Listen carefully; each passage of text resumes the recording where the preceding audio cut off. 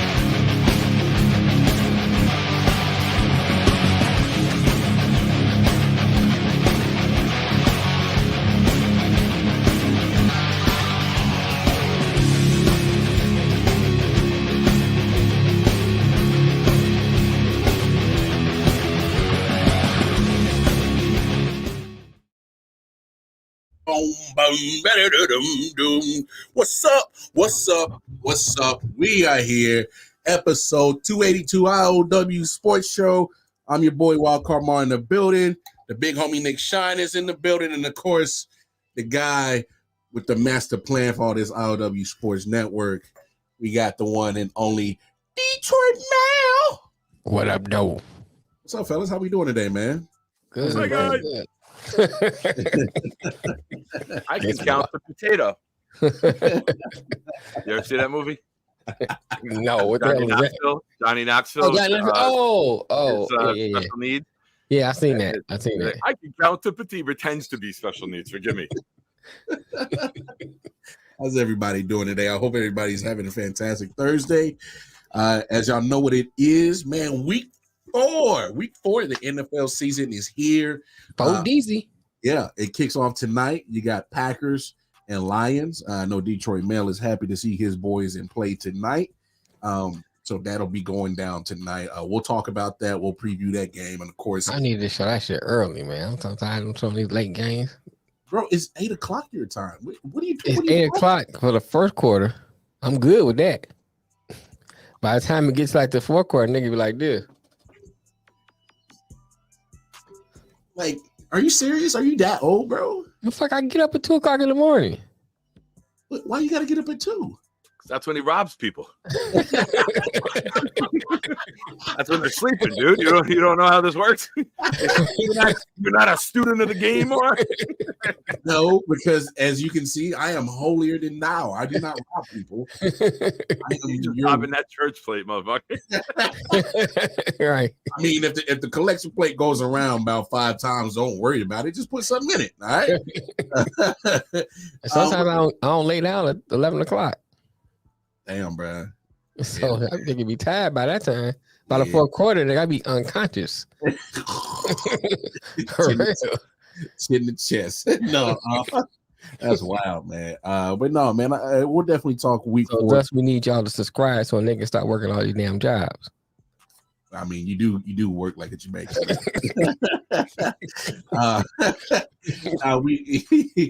We appreciate all the love and support for sure. But hey. Yeah. We'll talk week 4. We'll have our first, matchup between me and Nick during the regular season since we've been doing this. So, it was anticipated to be something great. 4 plays in, and it's not.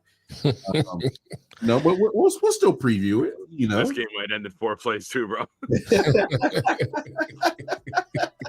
This son has to pay $3,500 to be in the same stadium as Taylor Swift. Oh my goodness! Oh God, no! Please don't get me started on this. I'm telling you right now. I put it in 3 Jets groups today. Every time they put her on the board, I'm doing the Derek Jeter chant with "Taylor's ugly." I swear to God, I hope it hits TV. Listen for it. I just got to be honest, man. I know we got a show to get to, but I got to be honest, man. I'm as a fan of my Chiefs, I love so much. Damn it, I wish this was not happening to my team because this is a distraction that I don't want. It's already annoying as hell because that's all everybody is talking about, and I'm just like, first of all, I got to be honest. I don't see the big whoop about her. I don't care for her music. You know, it's pop. You know, it's like she has one genre: hurt, damaged white women, and there, like I said the other day, there are a massive amount of them out there. They're my favorite kind. Call me. Yeah. And one of the football websites, I'm not even going to promote them, put a list of all her boyfriends. Mm-hmm. Man, she's had more guys run through her tunnel than the tunnel at Arrowhead Stadium. Good Lord, she's been around. Oh my, she's been around. Maybe her pussy trash. Hey man, that's why she got so many boyfriends. Just saying, just putting it out there. Oh just putting my. it out there. Hey, well, she got a lot of money, and as a fan of women, I like to say she ain't it. Just saying. I mean, I'm not saying she's ugly. I think she has a cute face, but you know, is after how many beers? I'm saying I like curves. I like curves. I like some. Yeah, I like curves. I like consciousness. I just don't like her. I like them short. Wait, first of all, since when has consciousness ever been an issue for you, sir? Okay. Yeah, optional. Yeah, like. See, I'm gonna forgive you for that sin that you just said right there, sir. Thank you, Father. You don't need to be awake. Smells like a surgeon. Most of the people he works with are comatose. Pretty much. But I mean, look, you know, all jokes aside, hey man. Now we need a press release that she's going to the game at MetLife Stadium. Did you know that all these stupid girls are buying tickets now just to go take a chance to see her? Just to see her, bro. Look, I get this. So here's my thing. We talked about on the show plenty of times that we love, you know, the females getting involved in sports. You know, progression in the sports and as well viewership. We've all been about it. Right. But I feel like I'm okay with the viewership is about to go up, but not like this. Like just it's not about the game. That's why. Yeah, because that's what I'm saying. It's not about the game. It's about who she is. Right. And my thing is like, especially for all these what they call them Swiffers, white what girl does she mop the floor with? No, her mob that follows her. They call them Swiffers. I guess. The KKK. Are they Swifties? What's up, Flo? Swifties. Okay, Swifties. That's what they call them. Okay, that's because they all look like the pole, the Swiffer jet. They all tall, skinny, and nobody wants them. What's up, they Flo? Just pick up trash. Yeah, it's Swifties. Yep, that's what Flo said. Don't give him the real answer when we're busting his balls, dude. Okay, look, because I'm pretty sure they're probably going to attack me for calling them Swiffers, whatever. Look, yeah, I don't understand. I don't understand the cult following she has, but come on, let's be real about this situation. Football was here before her. It's going to be here during her, and it's going to be here after her. Like whatever little fandom that y'all bring. All right, let's get it done and over with. Because I'm already over the situation. I'm done and tired of it. But like I said, we'll talk football. I'm going on my theory. We'll definitely trash. There's a petition going around where in Vegas in February. She has a concert and then they flip it, and for 15 minutes there's a football game at halftime of her concert. Like that's that's how bad these white women are. Oh my goodness! Either way, it's disgusting to me. I'm already over it. You don't have. I'm going. Like the VIP suite entrance is right where we go in. You know how many these girls are going to be just standing around there hoping she comes in that way? Yeah, I know. Oh shit! How much? How much is that ticket? The press box is on the side where we go in. Bro, it's too late for me to get a ticket. No. Oh, it's too late now because you could have got one. No, you could have got one. Tickets went back up though. Yeah, that's what I'm saying. You could have got a ticket up again when she announced reasonably priced before she announced that she was going. You could have got one like $50 or $60. They're free falling. Upper Deck was down to 42. Yeah. Now on Wednesday it's back up to 152. Yeah, because she's going. I'm just trying to wait outside the room to check out on the females. Hey, You look like you might be a little lonely. Come on here, talk to me. Hey, no. First of all, if you Here, really here, drink this. No, don't take a drink from me. Now, this is how you can make it happen without going to those tactics. All you got to do is learn 1 or 2 Taylor Swift songs, and you're in there, bro. You in there? All you got to do is go to your local safety store and buy an orange jacket and just dupe these girls back on with It's security. teenagers and young ladies in their 20s, all races that are Swifties. So you said teenagers, like what age we talking about? I'm asking for a friend. All teenage years. Relax. All teenage years. Ladies in their 20s are all racist. Yeah, it's all racist, but I mean, it is. Let's be real. Taylor Swift's fan base is like the Republican Party. It's like 90% Caucasian with a couple other races mixed in. It's the Republican These Party. are the tokens. If I'm wrong, tell me I'm wrong. But I think I don't know much about her to really say. Yeah, I can't really. Yeah, I really know much about her. So I'm just talking. I like whoever this is. I like that he answered That's it Flo. with every possible teenage year, explaining to you what a teenager is. 13 to 19.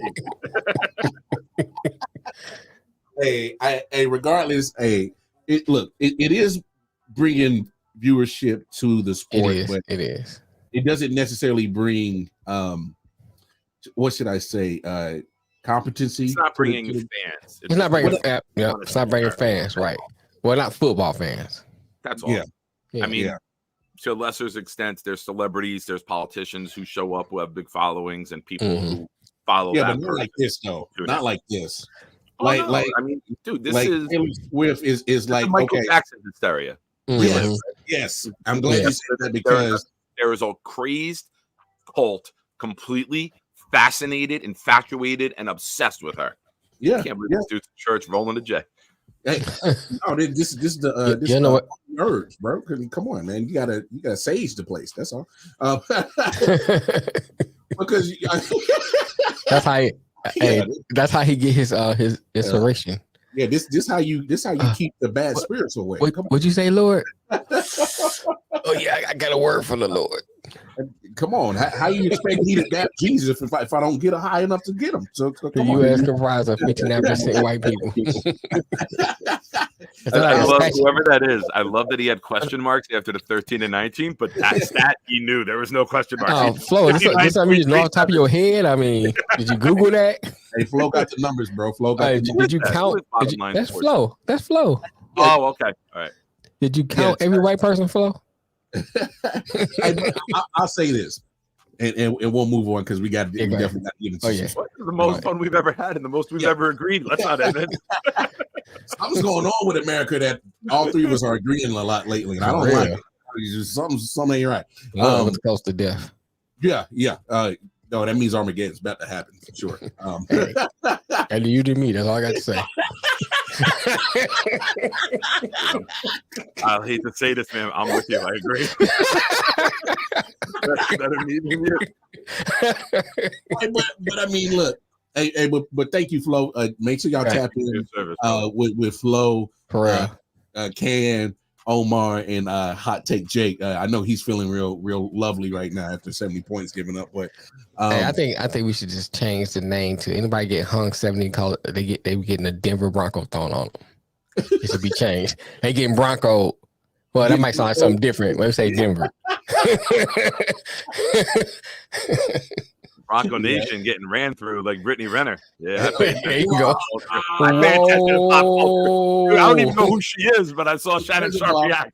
Hey, first of all, I know my math, and J. Cole always told me you got to multiply by 3, and so he said 35. Men you divide, women you multiply. All I'm saying is. I think he's looking for me. He ain't looking for me because everything I called his ass out on, he was wrong with. No trust. Jake Chain's the best cornerback in football. He got toasted by Robbie Anderson, who was chosen off of the practice squad 2 days earlier before that game. No trust. Jake ain't looking for nobody. He's looking for his team. He's looking for a new head coach. Hey, it's funny you say that because I was talking with Melvin Wall last night, and and he was like, "Yo, bro, I don't care, bro. I would fire. I would clean house. I mean, and at that once he said it, I'm like, it's not a bad take because fact of the matter is, you talking about getting 70 hung on you. Like, how do you even come back for that? But everybody gotta go. Everybody gotta go. He said Sean Payton, everybody. Russell Wilson, everybody. Oh yeah, Jake won't replace the Russell Wilson with Stidham though. But so you know what I'm saying, is that better? That ain't gonna help the situation he at all. called for Russ to be replaced. So did we Stidham years ago. Hold on, he hyped up Stidham. Like, can we just say that he hyped up Jared Stidham? Like, what the fuck? Sounds like trying to hype up Trevor Siemian. But no, we'll get more in depth about that. I think Dwayne Haskins can do better than him. Hey, shout out to Colin Cowherd. Really? Oh. Too soon. I thought you did there. You said shout out to Colin Cowherd. Fucking Adam Schefter over here. But this is where we're going to start when we get into some sports, man. So I definitely talked with Melvin Wall last night. That's our basketball guy for sure. Right. Who I always ask. But look, so I mean, we just got to talk about the elephant in the room. NBA. Right. There's a guy named Damian Lillard. You guys heard of him, right? Yeah, I think we all heard of him. That's the same guy who said he'd never leave Portland. He was going to be there forever. Is that the same guy? I believe that. We're on the same page. Want to make sure we all have our ducks in a row. I mean, never is relative in the sports world. Hey, exactly. That's why you don't say it, right? That's what I'm looking at. It's just a word at this point. It's just right. Well, even after all the so-called loyalty that he's had for years, he asked for a trade request this offseason. Finally gets it, but not to the place where he wanted to. All right. He goes to Milwaukee. He's going to go be a Buck. He kept screaming, I want Miami, I want Miami, I want Miami. And the organization said, okay. Yeah. Well, you're going to Milwaukee. I mean, talking about a different change of scenery. Miami, Milwaukee, right? South Beach, the sunshine, Brazilian waxes, the mamacitas, Just Milwaukee. And cocaine. And Milwaukee. And then Milwaukee. You know what I'm saying? How you describe that? Milwaukee. Well, I guess the best way you could describe it is cuckoo cow. My project. only place in Wisconsin with black people at. Milwaukee. I think Milwaukee might be Native American for nigga. I mean, I never knew the Native American language, but it was. It was the first mayor of the town. His name was "He who come here must be black." But I mean, what do you go back to? All right, Flo. I can't believe though he got traded from a really small market in Portland to an actual smaller market in Milwaukee. I mean, that to me is the icing on the cake with all this. So here's my thing. I know he wanted to go to Miami so bad, and I get it. He got his preference on when he wants to get traded. The only problem is you can't have that demand and saying I'm only going to go to Miami when you don't have a no trade clause. You have zero leverage. You don't put it out there like that and tell him where you want to go. You don't do that, bro. He kept saying it so much that he had to get fined for pretty much for talking about it so much that the NBA had to fine him. And his agent was like, yo, bro, y'all got to kill this noise talking about you want Miami, knowing that you can't force your way there when you don't have a no trade clause. He had zero leverage, absolutely zero. Right. And so I never understood Dame's stance on this on wanting to go to Miami so hard, because it's like, you can't control that. An organization is going to treat this like a business. They don't give a damn about your request or where you're going to go. What can we get? Exactly. They're going to go. Now you're getting to the trade. What did they get? Well, it's a crazy trade.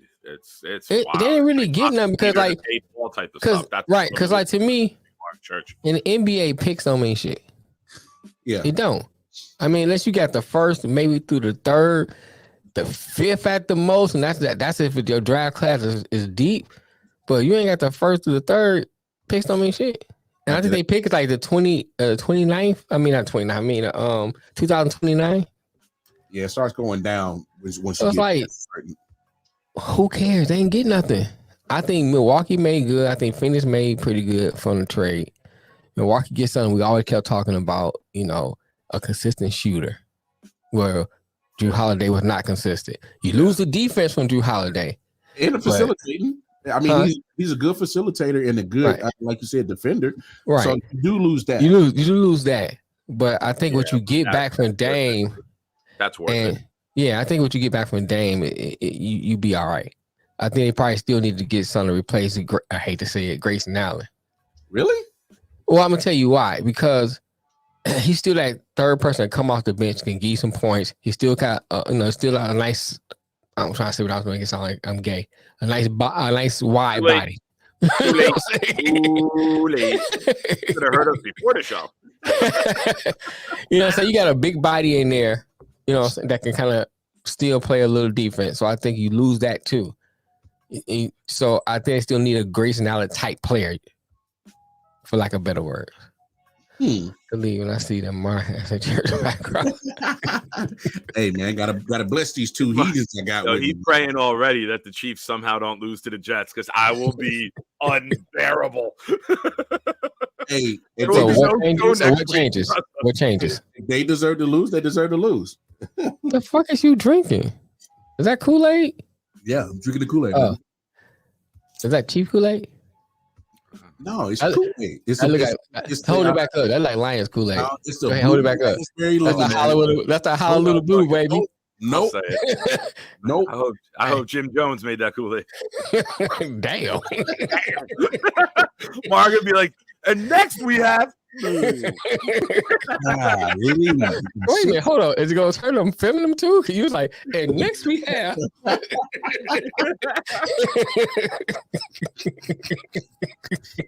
Jesus. I thought he in church. He praying that Kool-Aid ain't spiking.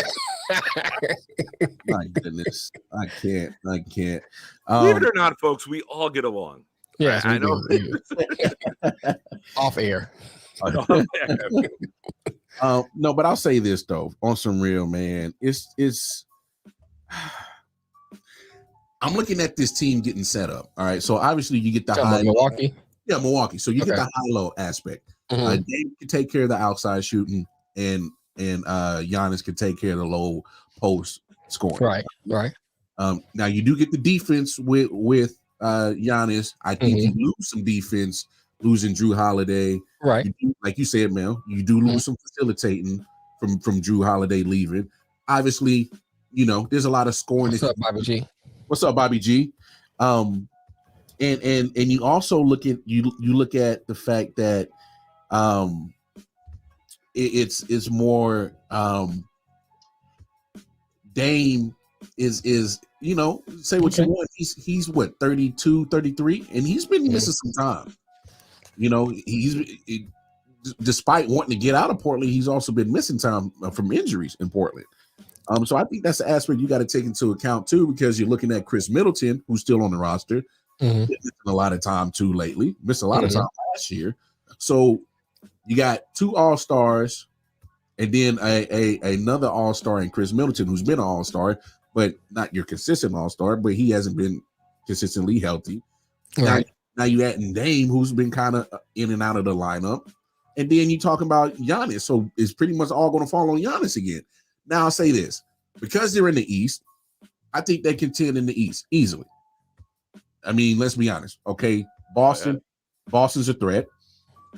I guess you say Philly just because Embiid's the MVP, but they say. I mean, to a degree, you can say Cleveland. To a degree. And I think outside that, who you get? Miami don't never threaten towards the end of the season. Sometimes they become a threat. Philly's the Buffalo Bills of the NBA. The team that we got to hear hyped up every year, but haven't even been to a damn championship. Every year we got to hear about them. Every year we got to hear that they got the flash, but they don't have the substance to win shit. Yeah, I mean that's fair. But I mean, it's just. I will say this about Dame. Drew Holiday's defense ain't putting you over the top in a series. Dame catching fire in a game 6 or game 7 or a knockout game could be the difference, and then moving on. Yeah. Hey, Yeah. You get into arguments because Dame can drop 40. He can drop 35. Yeah. He can drop 50. Yeah. That's so that, and to your point, Nick, that's a great point. You can alleviate some of the defense and facilitating things that you are losing with Drew Holiday with, and let's just overcome and just shoot the shit out the basketball and just score a lot of points with Dame. And so you do overcome that. But what if he's cold? What if his shot ain't there that night? What if he runs into a team that actually plays good defense? Because I seen some good defense, and put a hamper on Dame before, and because he's not the biggest guy. Yeah, but you got to look at how the team is constructed too. In Portland, he was the man.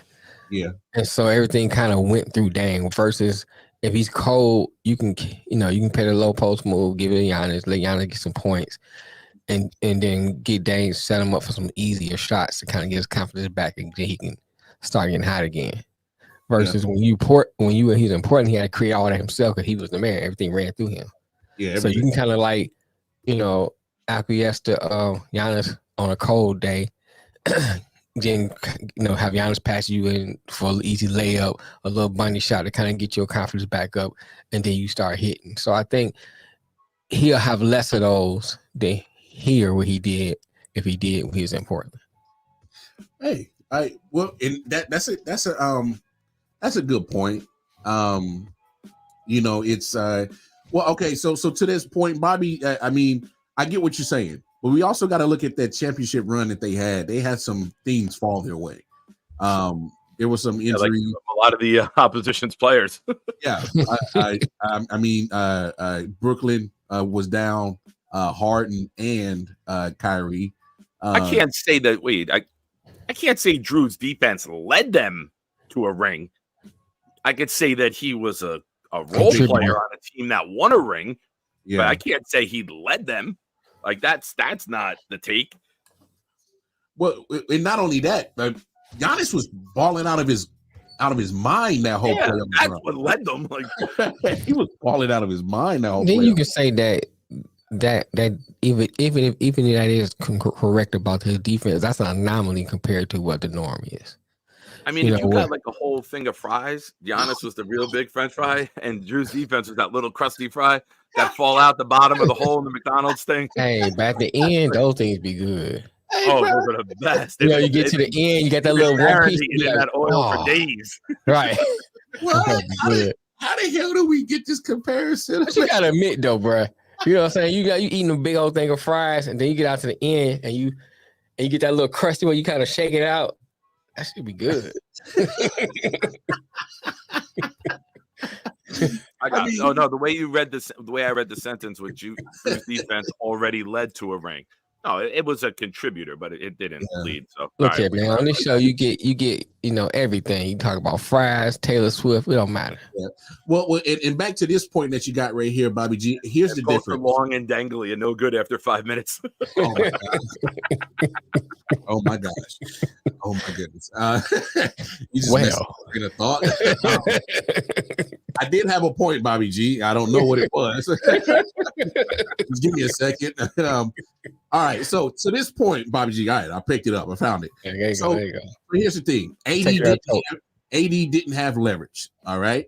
Harden didn't have leverage neither. But here's the difference. They had people in opposite franchises that they wanted to, as in they knew somebody that can help facilitate them getting there. Mm-hmm. AD had LeBron in clutch sports, and that was his people's. So that's what facilitated the trade for him to go from New Orleans to LA. I mean, come on, he's in bed with clutch sports and LeBron. That was his people's. Right. And it's so ironic now that Harden and Daryl Morey had their relationship. That's what got him to Brooklyn to Philly. So it was easy to make those transitions happen. We don't know if Dame had any type of, people that can make that word and pull them strings, because pretty much the only people that can make that trade is Pat Riley. So I don't know the relationship between or the connection between Pat Riley and Dame Lillard. But one thing I do know, and talking with Melvin Wall last night, and I've been thinking about it. Don't you think Pat Riley missed the opportunity to make this trade happen? Because if it's a 3-team trade, right? Yeah. And you're giving up picks, and pretty much the only person that they got back was Dame in Milwaukee. I mean, I'd have gave up some of them people in Miami to get Dame. I definitely would have gave up Tyler Hero. Yeah, oh yeah, definitely you have him. You know, probably, maybe a Duncan Robinson. You know, I would. I just think is you know, after listening to what Mel's take, I mean, he got a good point. I think a player, a person like Pat Riley's stature in the NBA, you know, he's not trying to get fleeced in no trades. But in this one, I don't think you would have got fleeced. You would have got what you wanted in Dame, and you would all you had to give up was a couple of role players. Bye. Yeah. And he's talking about Portland talking about shipping Holiday off to somebody else. Man, come on. He going back to Miami. I would. Because I think because here's the thing. Even if he doesn't get traded, just go ahead, buy him out. And Miami's gonna be the first place that's gonna be like, hey, Drew, man, come on over here and come on sign. I guess my thing too though. What is Portland getting out of? I don't see nothing they getting that's really changing their organization. Well, it's one less guard. I mean, they were already guard heavy. Yeah, I'm saying, but I mean, it's not moving the needle nowhere towards a championship, towards a playoff run. Well, it's Portland.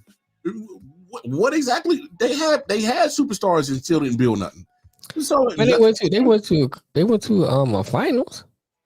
Man, come on, man. I was a young. I'm just saying, but I'm saying, yeah, you're right. It was a long time ago. It was a long time ago. I'm just saying, you know. Back in the day. Yeah. I mean, look. They haven't done anything recently, so I hear what you're saying, but I'm just saying. But I get what you're saying. Yeah. So recently, it's been Dame or bust for them. Mm-hmm. They go as far as Dame Lillard can take them. Right. So as far as they went to was a Western Conference Finals in the bubble. Yeah, that's as far as they're going to go. And that's with Dame. Right. So without them, I mean, they're going to be one of those teams like a Orlando Magic, Indiana Pacers that's going to collect a whole bunch of young talent, and pretty much is going to be a pool of talent for other teams to go shop and buy with. That's what they're going to be. Yeah. You know what team or organization I'm disappointed in? That's the Lions Kool-Aid. Thank you. Charlotte, man. It's like Charlotte. You see, like Charlotte has some pieces down there. Just need like one or two pieces, and they can't never get together, man. I'm done buying their Kool-Aid. I'm done. I'm just saying. That's who disappoints. The color you drink it is the color of everything in Charlotte. That's what disappoints me year after year. Man. I'm like, come on, man. Y'all always get pieces that can seem like y'all can do something with it and never do anything. Whatever it is, you can call it injury. You can say they don't pull the trigger on certain trades, whatever it is. But it's just like, it seems like they never can get it together. Hey, man, I read Brooklyn was in on it. But really? They didn't put together a bigger offer. That would have been nice. They bowed out at a certain point. But Brooklyn was one of the teams that he was okay with, that it came down to. I love to see him. If Miami could have put, I think he would have been great in Miami. That's why I said when they first started talking about this trade, I love to see him in Miami. I know he was talking about, if you don't see me to Miami, I'm not going to report bullshit. Because now that he's in Milwaukee, he's going to report. Oh yeah. Because the fact of the matter is he, one, I don't see nobody missing out on that guaranteed money in NBA. That'd be foolish. All right, that's for one. Two, let's be honest. You do have an actual chance to make it to the finals in the East. Yeah, it's the best chance he's ever had to win it. Right. It's like they sent you like to Indiana or somewhere like that where they got a whole bunch of, they got a roster full of role players. You know what I'm saying? You actually can win. At least the East. I'm not ready to go as far as the finals though. I mean, they have a chance. They have a chance. They have a chance. They can compete. All right. So let's break it down. Do you think that they could take down the defending champs in the Nuggets? I don't think so. I think they have a chance. I would favor the Nuggets right now without seeing them play. I would favor the Nuggets, but I don't think they don't have a chance. They got a chance to win. Okay. Yeah. we got to see how the chemistry comes together, but I can't dismiss it and rule it out. Like That's right. we don't know what injuries are going to happen. We don't know what in-season trades are going to happen to add or take away from teams.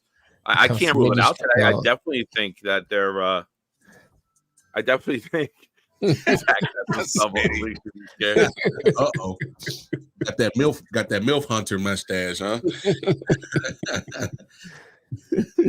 Hey, Travis Kelce's mom's going to be there. You want to throw a whole monkey wrench into this situation? Kaboom! There you go. I just want to mention earlier you were talking about when Portland made it to the conference finals in the West. Yeah. What year was that? That was in what? I think it was 2020 in the bubble. Also known as the Rachel Nichols merry-go-round. Okay, carry on. The only bubble that was popping was her IUD, baby. Yeah, go around. She was knocking. It's Rachel. That was good.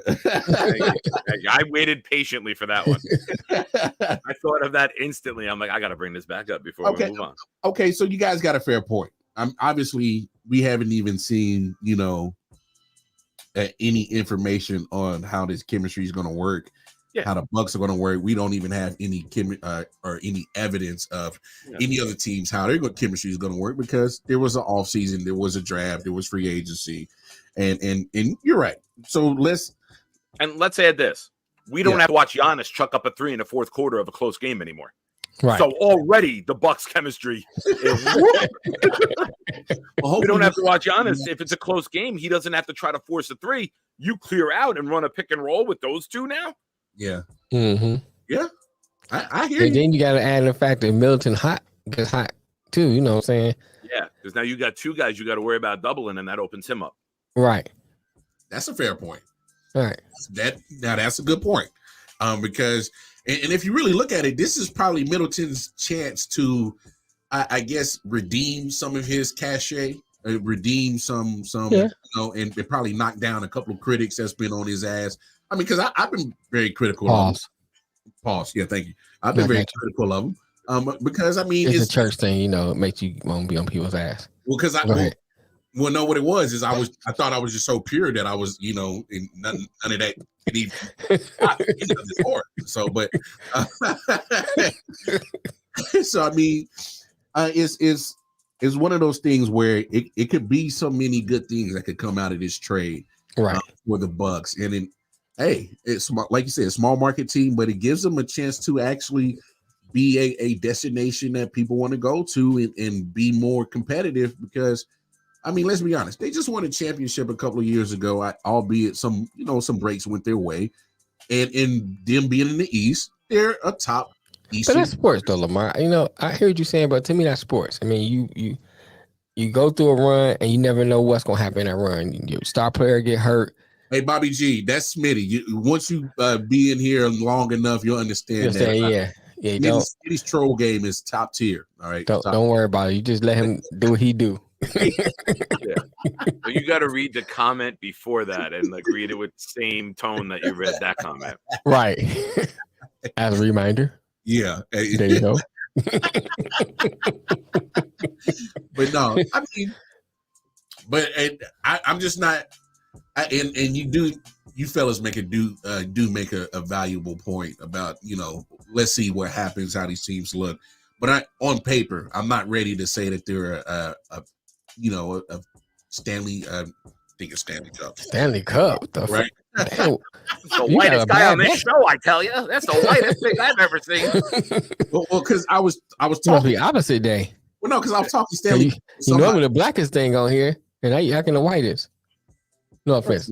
First of all, go ahead with your comment, sir. Go ahead with your comment. It's a Catholic church. It's not Baptist.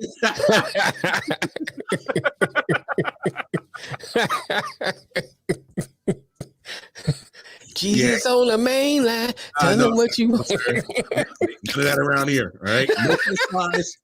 None of those fish fries.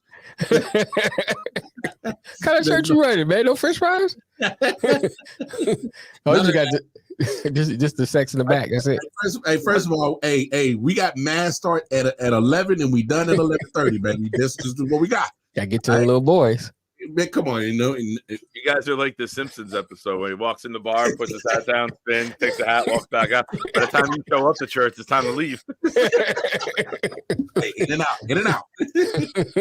But, going back to the Bucks, though, Yeah. I don't think we're saying they're title favorites. Yes. I think they're in the discussion for Oh, it. yeah, right. You know, nobody had the Nuggets as favorite at this time last year, and look how they played throughout the season. But that was a team on the build, you know? Right. I think they were in the discussion, but people were talking about the Lakers. People were talking about the Warriors. People were talking about the Celtics, the Sixers. None of those teams won it. Yeah. So I mean, they're in the discussion. Yeah, they are. They are. And that's the first time in his career Dame's been in the discussion. So just that alone is a win for him. For real. Not only is it a win, it kills that narrative that he won't show up. I know he said that. I don't believe it. I don't buy it, because there's no way that you just not take an opportunity to even, come close to the finals. You're throwing that. You're rejecting that. Look at your career, bro. Just come on. You sure you don't want to? Man, that's part of your legacy. People when they measure legacy, I always look at how many championships you got. Did you at least win one? So that's a knock on what we got. Well, it's a knock on Marino all the time. When people bring up Marino, how good he was, but he ain't no Super Bowl. Yeah, hey, it's always the but. But he ain't got no Super Bowl. Right. But he ain't got no NBA Finals. You better be careful talking about butt where you're with your background. Hey, you might be too old for them, but you can be like just Lane Maxwell. You bring him in. But no, I mean, we'll see what happens. I know NBA is going to be revving up about mid-October. Right. Hey, Stanley Cups in hockey, they're going to be preseason now. A couple of weeks. So, hey, I think we're almost to that point of the year where we got a lot of stuff going on.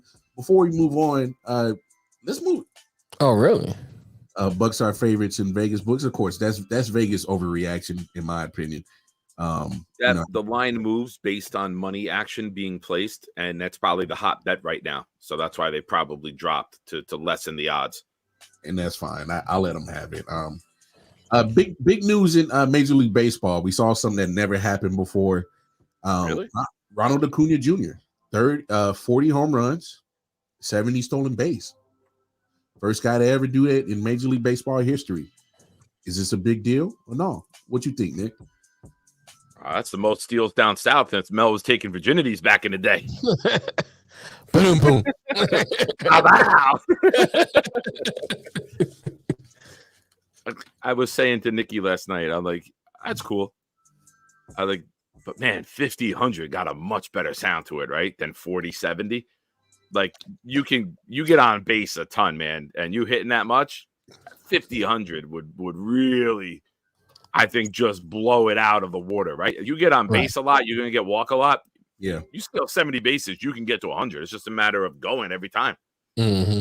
So, I mean, I know I haven't watched him. I haven't seen him play at all. I've just seen some highlights, the Instagram, clips. Cool accomplishment. I just don't think he's done. I think he's so young that 50 and 100 could be a possibility for this guy. I agree. See a guy steal. I grew up watching a guy steal 100 bases, two guys with Raines and Henderson stealing bases on the regular. Yeah. And then Juan Pierre on the Marlins had like 80 one year. And it was like, oh my God, that's the greatest thing ever. I'm like, what? Ricky had that by the All-Star. I was talking like Ricky. I'm like, Ricky had that by the All-Star break. Which was true. A couple years he did. You know, Raines, Vince Coleman, Ricky, they got on, they ran every time. I mean, this guy should be in that category. And I think it would be really cool to see for, almost 2 decades. Some teams didn't even steal 100 bases. And to see a guy do it again, I think would be awesome. I think it's exciting. I think it's an exciting play for baseball, and they don't have enough exciting plays. Yeah. I agree. But good for him, man. That's a cool accomplishment, especially at such a young age. What is he? He's not even 25, is he? No, not even. Dude, I don't think don't get 50 and 100, man. And here's the deal. And the reason why I wanted to bring this up is just because it is something that you've never seen before. I mean, a guy hitting 40 home runs and 70 stolen bases. Look, we just got to appreciate something as a first. And to me, when you do something as the first person, like nobody can ever take that from you, regardless of whatever criticism they want. Because I already hear the criticism. Oh well, look at the new rules in Major League Baseball. You know, the pitch clock and the no shit then and this and that is geared for you guys to steal bases. The fact of the matter is he still has to steal 70 bases. He still has to do it, right? Still has to do it, and he still has still to people who hasn't done it. Bingo. So, you know, if it was that easy, you have a lot of people stealing 70 bases. If it was that easy, he wouldn't have been the first person to ever accomplish it. That's fact. It was that easy. So, I mean, hey, on behalf of I.O.W. Sports, man, shout out to Ronald Acuna Jr., man. Right. Being the first. Let me just add to that with some numbers. Go ahead. Guys who've entered the 40-40 club. Jose Canseco, 40 stolen bases, 42 home runs. A-Rod, 46 stolen bases, 42 home runs. So just to show some of the people that were in this category, and he went bonkers with it. So good for him, man. He just didn't barely get it, right? Like the stolen bases he had locked in. Yeah. Right? I'm with you, Bobby. He said cornhole on the Ocho. Wow. There's times like once the Yankees are out of it, I would rather watch blind guys throw darts. Like, hey, that's entertaining. Hey, yeah, okay. That's entertaining. Then why don't you stand by the dartboard and we'll see? I ain't say I want to be there and watch it in person. That'd be different for Mel. He's never been the target. He's usually the one targeting. Wow. Correction. Ronald Acuna, he is 25. So he is? Okay. He'll be 26. Happy birthday to Wow. But hey, that Braves team as a whole is ridiculous. I mean, they got a great team.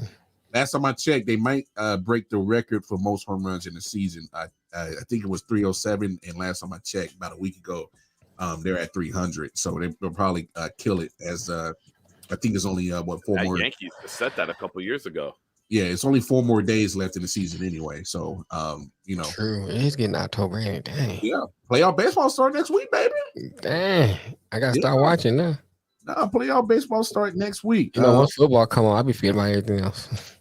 Well, I mean, I try, as best as I can, I try to stay in tune with all the other sports going on and not just be so football centric. But I mean, you got some wild card races that are going to come down to this Sunday on the final day.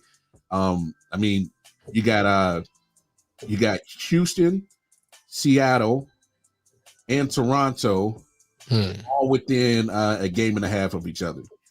For those last 2 spots, and that AL West hasn't even been confirmed yet, because Texas is only up 2.5 on Houston, and Houston's probably the only team. Well, it'll be a miracle if Seattle wins it, because you got to have 4 losses from Texas and some losses for Houston, and they win all 4 to get that division. So Houston got to do a cheat again. They ain't getting it. Hey, come on, man. They didn't cheat with Dusty the other year, man. We got to get over it. We got to get past it, bro. Got to get past it. They can't get past Pete Rose. I can't get past this shit. Hey, man. Hey, that's another subject for another. Hey, we stand with Pete Rose. Hey, you get no argument with me, man. I stand with him. I'm on FanDuel right now. See, there you go. If it wasn't for Pete, we wouldn't be doing this. See. I can't with y'all, bro. Fucking gambling promos in every goddamn stadium, but he can't get in the whole thing. Hey, Pete and Dale Strawberry makes for a good day. Yo, man, chill. Yeah, one of them's worried about gambling lines, the other one's doing cocaine lines. There you go. I was about to say, like, I set him up for you. Hey, look, man, I set him up for you like that, man. I was for you to knock him down. You know what I'm saying? We playing baseball. We talking baseball. I'll set them up for you. They both doing lines during games. Dwight Gooden just knocked on the door. What about me? Calm down, Dwight. You weren't an everyday player. You can get ripped for 3.5 days and then just go fish. There you go. Like, hey, man, but no, I definitely wanted to shout out Ronald Acuna Jr. for such a great accomplishment. That's cool. What he's doing. That's cool. I'm glad to see stolen bases coming back to the game. Yeah. Hey, this to me, hey, that's what happens when you that's probably one of the downfalls of the steroid era because it was so home run ball eccentric. We want that. We want the chicks dig the long ball. Sure? Are you sure? I Come just on, mentioned Canseco and A-Rod, two guys known for doing them. Hey man. Hey man. hey, it was the juice that made him run and hit. I don't know. Yeah. Who knows? It was the actual having to go to the weight room that took it away, not just injecting yourself with the weight room. Yeah. Word. But let's move on to the world of NFL as we'll get you guys ready for week 4.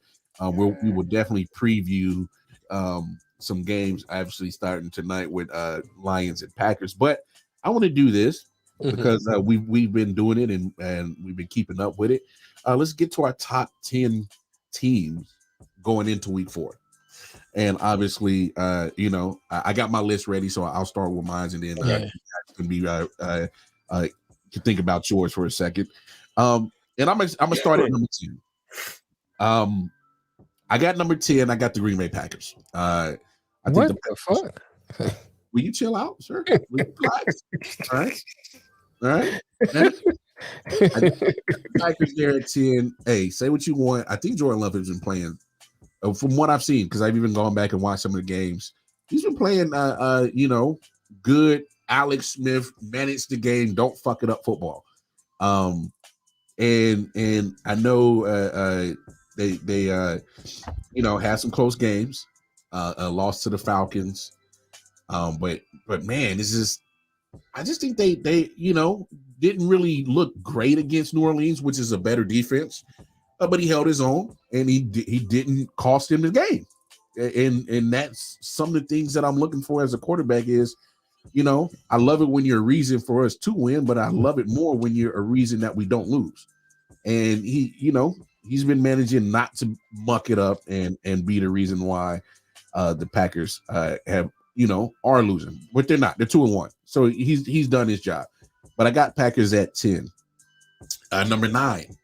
I'll say this. I'm still looking for better quarterback play, but I got the Pittsburgh Steelers at 9. TJ Watt's playing ridiculous football right now. It doesn't matter which team it is. The team as a whole can suck as a Pittsburgh Steelers. Didn't look good against San Francisco. Squeaked by Cleveland. And played the Raiders. All right. I understand that. But TJ Watt's been balling out of his damn mind. Sack. I swear I look up and he's getting a sack about every time. So I got them at 9. Number 8, I got the Cowboys dropping. I still love your defense, even despite losing Trayvon Diggs. But here's the deal.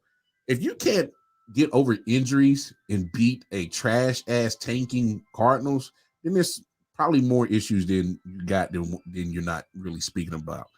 Because fact of the matter is that even with those injuries, you were still the better team. You should have won that game. To me, there's no excuses for that. I mean, come on, what are we doing? So I got the Cowboys right there at 8. We'll see what happens this week. I don't like that going against Belichick in that defense. I was just saying that to somebody today.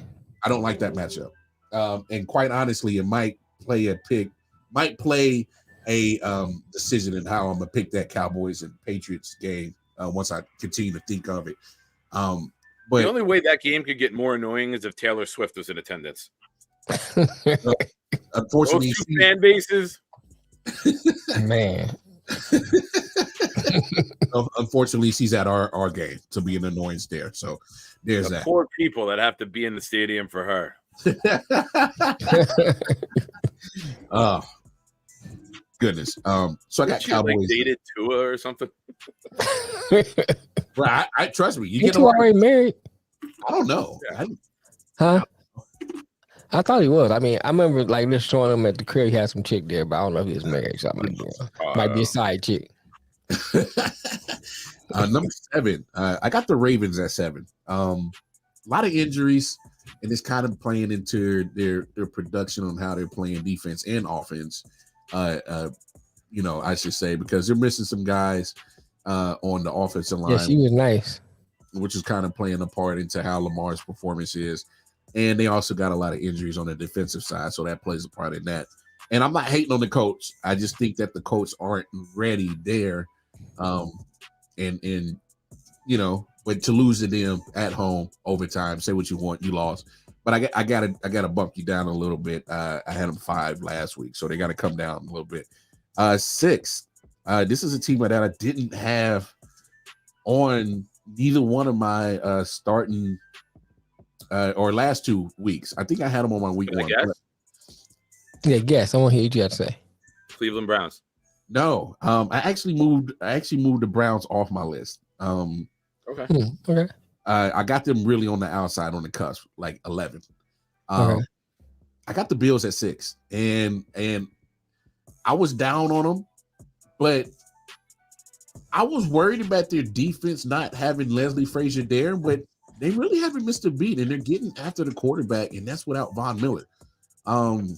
So it's kind of weird that I actually got him right here, but Josh Allen figured a way to bounce back after that piss poor performance on Monday night against the Jets.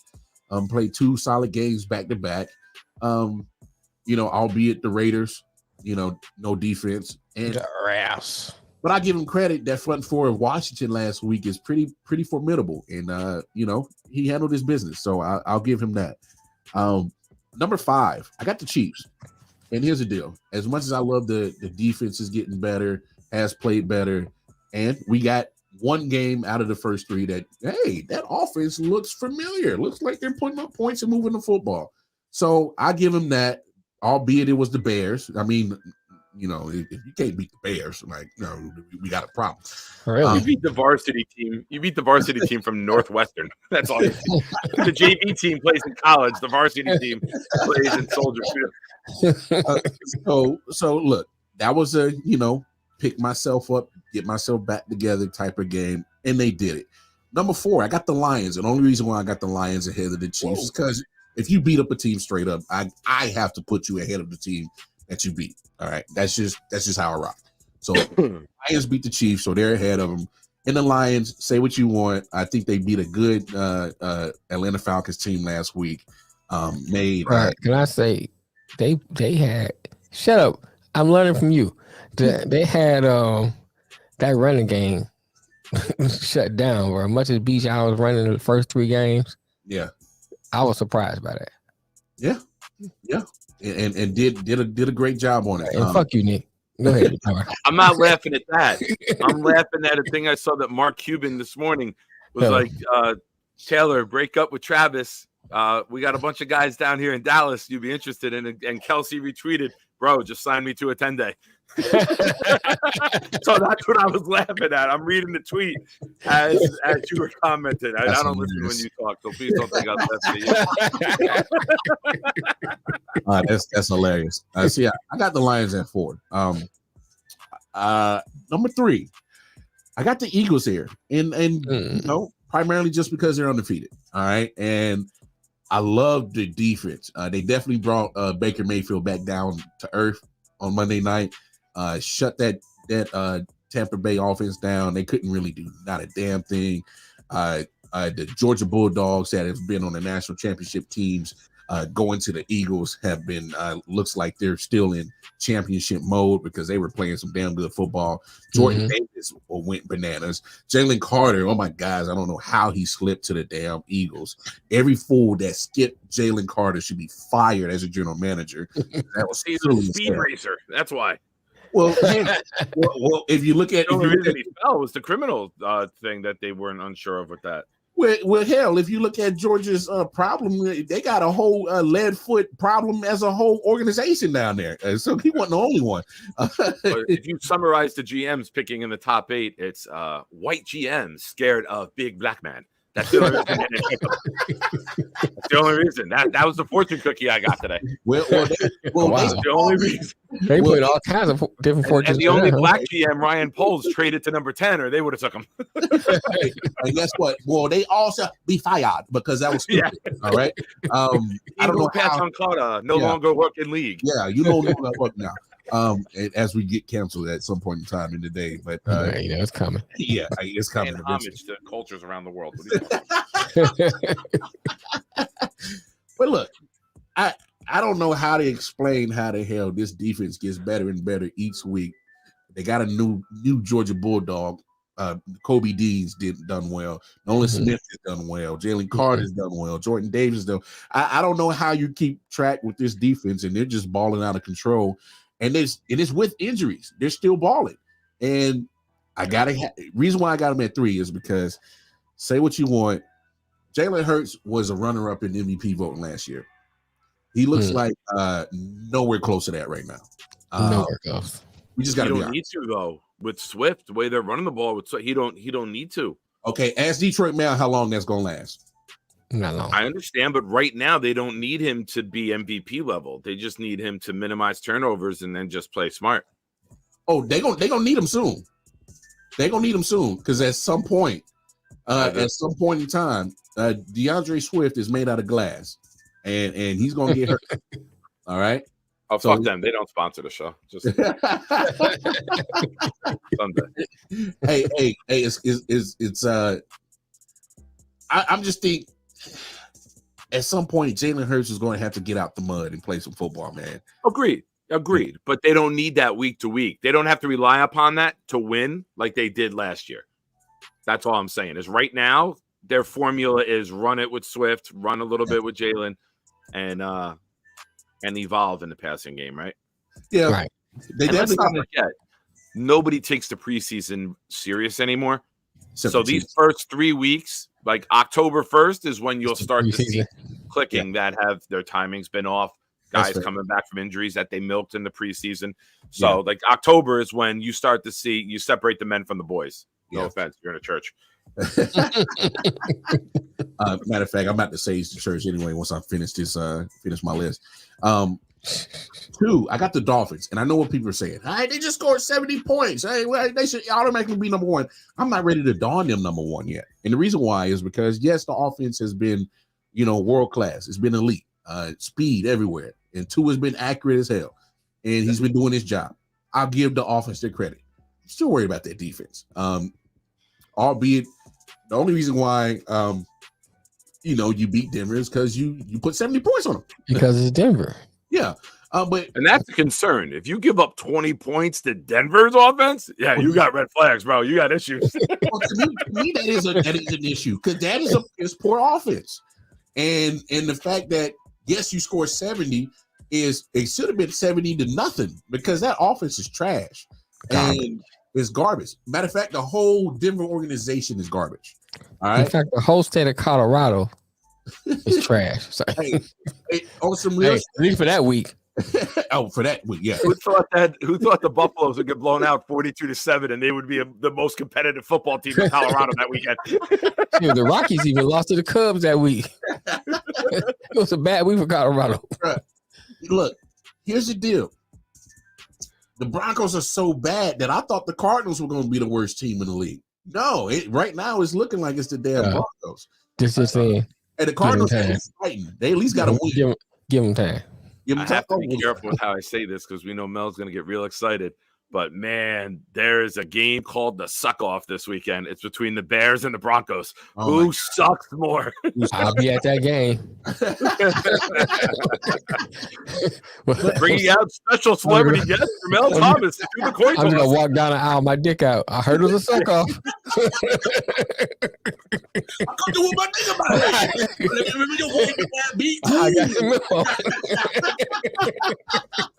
It should be Mel at the coin toss, standing there butt naked. Coin goes up in the air. Hey, Russ, this look infected to you? Heads. All right, we got it. It don't matter. Just put it in your mouth. Okay. Put it in your mouth. Nothing saliva can cure. I'm not ready to put Dolphins at number 1 yet because you got some issues on defense you got to fix. And there's a badass bully at 1. Yeah. And that's exactly why, because at number 1, to me, without a shadow of a doubt, the 49ers are the best team right now in football.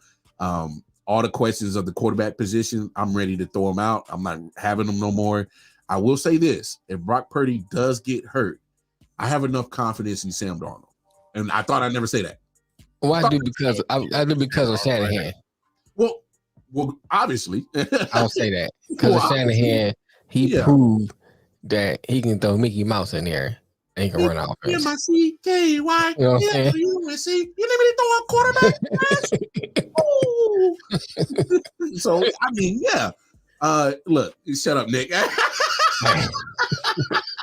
We reverse it over here, sir. We reverse it out. I'm talking in high pitched, childish voices in the church, bro. I hope you don't stand up. You're gonna get violated. It sounded like he was getting violated. That voice. I knew that beard was. Priest's gonna come up to you and be like, I knew that beard was just a glue on. Come here, son. Time for confession. These guys are just ridiculous today. But no, look, in all honesty, you want to be my altar boy?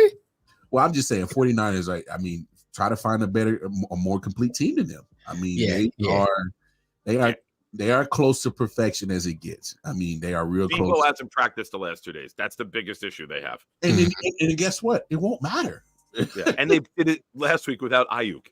Yeah, they are a fucking factory of just guys you don't ever heard of score a touchdown each week. Yeah, just go out there and play. And don't worry about it. Just trust our system. We'll put you in the right position, and the players buy into it, and it shows every week. And guess what? They got the Cardinals, so I don't see them laying a Dallas Cowboys egg. I don't either. So 4-0 it will be. Who wants to go drop their top 10 now? As I sage the church. Yeah, you got yours ready, Nick? I'm ready. If you're not, yeah, I'm ready. But you can go ahead. All right. I also have the Packers at 10. Nice little surprise what Love's been doing the first couple games. They've been dinged up with Aaron Jones too, missing the last 2 games. And I'm curious to see if they bring him back tonight or they give him the extra, 9 days to get right. I got to keep an eye on that for my fantasy team. At 9, I got the Bills. The Bills do what the Bills do. They beat up on shitty teams that they're overmatched with. And they stack up those big statistical games, and then they lay eggs against somebody like the Jets, who's got their number, I think. 8, I got the Cowboys. Really disappointing loss last week. I know they had some injuries, but this is what Dak does.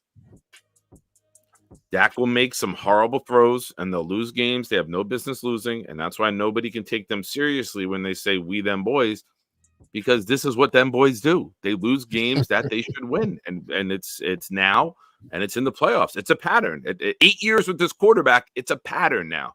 It's not us shitting on the guy. This is his career trajectory. He's like Josh Allen. They'll have some huge games. They'll have games where they look like the best quarterback in the league, and then they'll have games where they absolutely lay eggs, and you look at each other and say, how is this guy a top quarterback? And you say, well, maybe he's not, because they don't get past the second round. 7, I got the Browns. I love their defense. Their defense is legit. It's a shame what happened with Chubb. That's going to hurt them. Ford has stepped in nicely. And I think, just with I think Watson's just starting to just got to get back and getting his feet wet. That's the only part of him that needs to get wet, Mel. I know. No, I'm gonna say it though. I think it hurts. I think Chubb hurts in the long run. It hurt Watson to have his Chubb. He missed 2 years. Right. Like he was out for a couple of games. I think they can kind of manage that. But I think from being out for the season, that long term missing Nick Chubb is really gonna hurt him. Yeah. Now I hear you on that, Mel. I do. It sounds like a butt coming on there, but yeah, of course it's a butt. let Kareem Hunt get back in the fold, get back in the game shape. Now maybe 2-3 games down the road, I think Kareem Hunt still has enough talent in him. Is it Nick Chubb level? Probably not. But yes, Minnie, but he'd be all right. I ain't gonna say never. I don't know about it'll help in the passing game though, right? Like I think that's what they're missing. They're missing Hunt. You could do a play action and put him out to the flat, and he could beat the linebacker to the pylon on a play action and hit him on a clear out route. Right. Like those little dump offs are what I think that offense is missing, and that'll help bring the linebackers up, which then opens up everyone downfield. It's a domino effect in a good way. Mm-hmm. So I think Hunt will definitely help Watson. Deshaun's layup, because Deshaun needs some layups to get him back in his groove. Right. He had that with David Johnson, right? When he had his good years in Houston, he had David Johnson in the backfield. Yeah. Yeah. All right. 6. I got your Lions, Mel. I got your Lions. I'm big on Hutchinson. In my parlay, I had him as Defensive Player of the Year. He finally showed last week that he doesn't need to be forgotten when you talk about Bosa and Watt and Garrett and Parsons. That Hutch is going to be a guy who, with Donald also, who should be spoken about as that perennial conversation for Defensive Player of the Year. I'm hoping for a big night for him tonight. National TV, go drop a 3-sack game and get your ass up there and the sack leader so I can win $50,000. Also, Trevor Lawrence, if you're watching, I know I have you in 2 fantasy leagues. I will get rid of you. I'll get rid of you if I have to. I picked you for MVP. I really need you to drop like a 4 or 5 touchdown game on Sunday and get like 4 of those in a row. And Arthur Smith, just keep doing you because you look like a Coach of the Year candidate already. That's my $5 parlay for $50,000. Yeah, you need that for you. Number 5, a team that didn't look themselves week 1, but have shown the last 2 weeks that they can put up points in a hurry. I got the Seahawks at 5. Okay. Okay. I think that they're going to roll the Giants on Monday night. It's going to be bad. In the top 4, just to save time, I have identical to Mar. I don't, because you had the Chiefs at 5. I got the Chiefs at 4. There's some questions there with that team.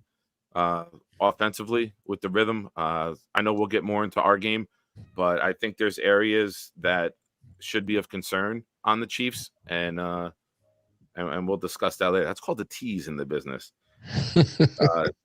Number 3, I got the Eagles. 2, I got the Dolphins, and 1, I got the Niners. And the Niners, they stay healthy and don't suffer any major long-term injuries. If it's just guys getting dinged up, should dominate the NFC, and I agree. I think they're gonna manhandle the shit out of the Cowboys next week. I love to see it. Fuck Dallas. I guess for my list, I looked at just strictly at what I saw that week. I didn't really take consideration what I think will be. Like, for instance, we talk about the Niners and whatever. I think they're right now like the best team in NFC. You know what I'm saying? But not necessarily where I put them on my list for that week.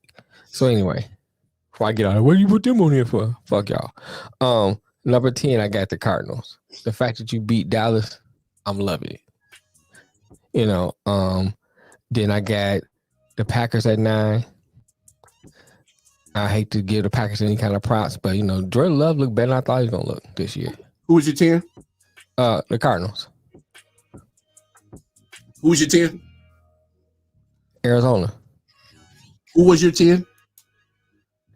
The motherfuckers down there in Phoenix. Scottsdale. Oh, sorry. Yeah. It's Glendale. Was Scottsdale or Glendale? Glendale. Oh, Dale. Who cares? Who cares about Dale? Dale Curry. Who cares? Wait. You're being serious, right? Dale, not Dale. Same thing. Okay. Yeah, I went to school in Detroit. It's all the same. All right. Packers, because they don't have metal detectors outside the schools in Arizona. They will when all Detroit niggas move out there. They got air conditioning down here. We don't even have heat up there. Wow. Number 9 would be the Packers. Like I said, Jordan Love. I like what I see out of Jordan Love. I mean, he better than I thought it was going to be. Number 8, I got the Ravens. I was kind of reluctant to put them on the team. Put them on the list because they don't look good. They like something was going on. I know they had injuries, but he still had Flowers out there. He still had his tight end out there where he always go to. Mm-hmm. And they had so many chances to win this game. Steady.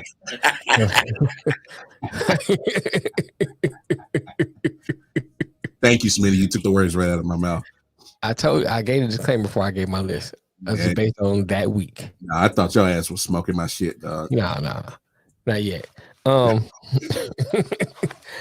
Number 7. Is you smoking my shit? I got the Bills at number 7. I'm kind of like what Nick said. Beating up on crappy teams don't really impress me, but the defense did look better without. But I thought it was, especially not having Von Miller there. Number 6, I guess I put the Cowboys there. Ugh. Yeah, kind of reluctant, but you got to still look at, they still got that dominant defense. It's still good. You got Micah Parsons out there. I got to give you a nod, but the factor that I always look at, you still got Mike McCarthy and Dak, and they're going to find a way to lose the game for you. Speak on it. Next, I got the Lions. I like the way that defense came back after looking crappy against Seattle. Brian Branch is a dog. I went back and watched some of that film on him, man. He's a dog, man. Even when he made a missed tackle, he came back the next play and put Bijan on his ass. So I like what I seen. They got 7 sacks in that game. I thought the defense looked well. I got the Eagles next. Here's my thing. What number is this? Well, I'm at number 4, right? Okay. Yeah, okay. Your list. I'm motherfucker. Because I think I kind of moved some stuff around. That's why. I was like, no, I don't want that shit. I ran out of ink. Here's my thing about the Eagles, man. That defense looked good. But from what we seen last year, that offense, I'm like getting it this year. It just looked out of sync. I know what you said about Jalen Hurts, but I still expect more for him compared to especially what he did last year. Hey, real quick, and I didn't say this earlier, and before you finish your list, big dog. It's so what to me, what is so confusing with this Eagles offense is that I know they moved on to a new OC, but the OC that they got was in the building last year. So it's like a lot of the offensive not play, but all the offensive I can't think of the word. What, play call? No, damn it, what you call it? Rhythm? Schemes. It just looks so vanilla and stale. It's like they're having trouble moving the ball. They're having trouble outside of a couple of good runs here and there from Swift. It's just not looking explosive. It's not looking. It just looks vanilla and plain, and still like they're having trouble. I don't know what it is. It's just like something's missing there. Yeah. The Chiefs have the same problem, man. It's the same OCs. Oh, they next on my list, so I'm getting ready to talk about them the same thing. Outside of the last, they played Chicago. But outside of that, they didn't look great offensively. That's fair. Kansas City didn't look great offensively. I mean, now and plus you got to look at, we already set the bar up here for Kansas City. Yeah. So you got to at least get up to the bar. You know what I'm saying? They ain't up to the bar. So I think with you got Mahomes out there, and you got Kelsey back now, and you actually look worse with Kelsey out there. So I don't know. I'm just glad they played Chicago. Do we need Bieniemy to come back? You know what I'm saying? Now everybody was talking about is it Bieniemy or is it Andy? I know it's too early to tell, but right now, like Bieniemy getting that edge over it might be him. Hey, the first 2 weeks I would agree with you. That crap that they the offense pulled last week from Washington against Buffalo. I'm like, right. I mean, they play Chicago, so we got to wait next week and see. So everybody ran the ball almost 40 times in that game. Right. Very un-Kansas City. Right. I think it was like 37 carries. It was like a buck. Hilaire and Pacheco each had almost. That was weird, though. So why, though? Why? I think then. Because with Trey Smith, Creed Humphrey, and Joe Thuney paving the way up the middle, I mean, you could run up the middle all goddamn day. Next, I got the 49ers. Been trying to tell them to do that, but I mean, like and not we say that y'all ain't already said about the 49ers. Only reason why I don't have them number 1 because I'm just going based off of this week. Okay. And then number 1, I got the Dolphins. I mean, you hung 70. You had defense, like you said about the defense, but you still hung 70. I think 73, but the coach is a pussy. Yeah, that too. I'm kidding. I mean, for me, I'm going for the record. I'm sorry. Yeah, I mean, here's my thing. Yeah, he tried. You can say, "Oh, I'm being humble. I didn't want to do that." It ain't about the record. Motherfucker, you hung 70. You know what I'm saying? You didn't put Mike White into like late in that game. And you really. When you got up like now, continue to be. You know what I'm saying? When you really think about, okay, I want to be that guy. Well, you got faith that you could have put Mike White in. I mean, you look at how Russell's playing, and it's, you know what I'm saying? Going in there, Mike. So I'm like, that's bullshit to me. What's 3 more points? Get the points. Get the record. Your name is going to be synonymous with whooping on Denver's ass and setting the record, and it's going to be cemented in history. You always go for that. Talk about a rough start to start a new franchise. Well, not a new franchise, but new ownership. This is your first, like you. Right, I agree with you. You look, I want to coach because we were going for 100. It's been like Madden or something out here. Shit, hey, if I can hang 100, that's what I be doing. I want your spirits broke. I want to beat you so bad. You talking about selling a team, Bruh, staying on your franchise. You know what I'm saying? Bruh. That's how I am. Kill him. But go ahead. I just think that's wild. Denver's roster looks like some of the clothes in the Walmart clothing section, man. That shit is nobody want to be seen with that. How about Garrett Bowles, their offensive lineman? Man, I've been here 7 years. It's 7 years we suck. I'm tired of losing. Shut the fuck up, Garrett. You don't even know what losing is. I'm a Jet fan, bro. Up and the fuck up. Soft ass generation. 7 years. I've forgotten 7 years of games that I've watched us lose. Nigga, talk about ever. Shoot. Lions been losing forever. Ever.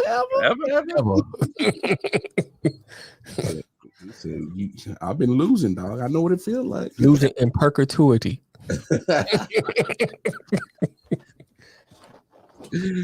Go ahead, Nick. Finish your list, man. I thought he did. I did mine. Oh, you did. I was like, dang, I cut you off. No, fucking got too high. I would say not. I say church too much. All right, here you go, buddy. No, Packers at 10. Shut up. Bills at 9. No, but no, yeah, a great. You know, as we see, we may not have the same exact list, but you know, certain teams in certain spots on this list. So, but I mean, I don't think we need to make a debate on who's the worst team right now in the NFL. But no, we don't. But no, let's get to some of these matchups. I want to ask this question real quick. Wait, I think there's a debate about the worst team. You think there's a debate for the worst team? I think the Browns and the Bears and the Broncos, I think, are right there, and they play this week. That's a good debate. That's a good debate. Who are you saying? Bears, like clear cut worst? Well, let's talk about that game. So I mean, because obviously, I think you know, by you know, the Patriots. Yeah, Smitty, with their dick grabbing quarterback. What the hell's that about? Oh, he started him off, He Smitty. tries to twist the ankle of Brian Burns last year. Now he does this. This is a spoiled little bit. This is the Grayson Allen of the NFL. Thank you. I never thought we'd have that name on the show twice today. I nener thought we would have that name on the show. They're trying to hype him up like he's something dope. No, wait a minute. That is not what I said. I ain't saying the motherfucker was dope. No, you tried to hype him up, like trying to pimp him. Like, come on, Grayson Allen's he's a punk, man. I'm gonna say it. Go ahead. I can say it, and I will say. Call me a nigga. Grayson Allen and Mac Jones are the same person, and they are the guys. Mel, put your drink down because you do not want to spit this shit when I say it. They are the guys who have been showering with black athletes for many years and are intimidated by them, and this is how they take it out. And you know what I'm talking about. Short dick having motherfuckers. Hey, bro. Max saw Ahmad Sauce's bulge and was like, "Ooh, yummy, yummy." Hey, Grayson. Hey. Mac Jones is starting to have a pattern, and I don't care what you call it. Like a dick. No, but I'm saying don't say it's an accident. Nah, I'm gonna come. You don't grab a guy drunk by accident. I never. You know, I mean, you might accidentally fall on it, but you don't accidentally grab it. What? Why the fuck are you around somebody with their dick out? What the fuck going on? You in the church too? Listen, man, you look at Mac Jones, G to the is A to the whiz eye. That's what that motherfucker was. You don't grab a dude's junk, man. Hey yo! All right, I think he officially went too far. I might have to clip that one, dog. Yeah, I'm gonna have to clip that one, dog. But you for cut real, off my great comment about the Kool-Aid last week. He puts up a fucking Instagram post, tags me in it for approval for my friends to see, and I go, okay. And then he cuts off the part after he says cool and 8. I was like, this is the blackest the show's ever been. And as soon as I go to say it, the clip ends. I was like, you son of a bitch. His reply was like a 75-year-old white woman. He's like, you'll live. Hey, you know what's funny? When I clipped that, I was like, I'm gonna stop it right here. And I baited you into that. I was like, I know Nick's gonna say something right here. You're like, you motherfucker, you forgot the best part.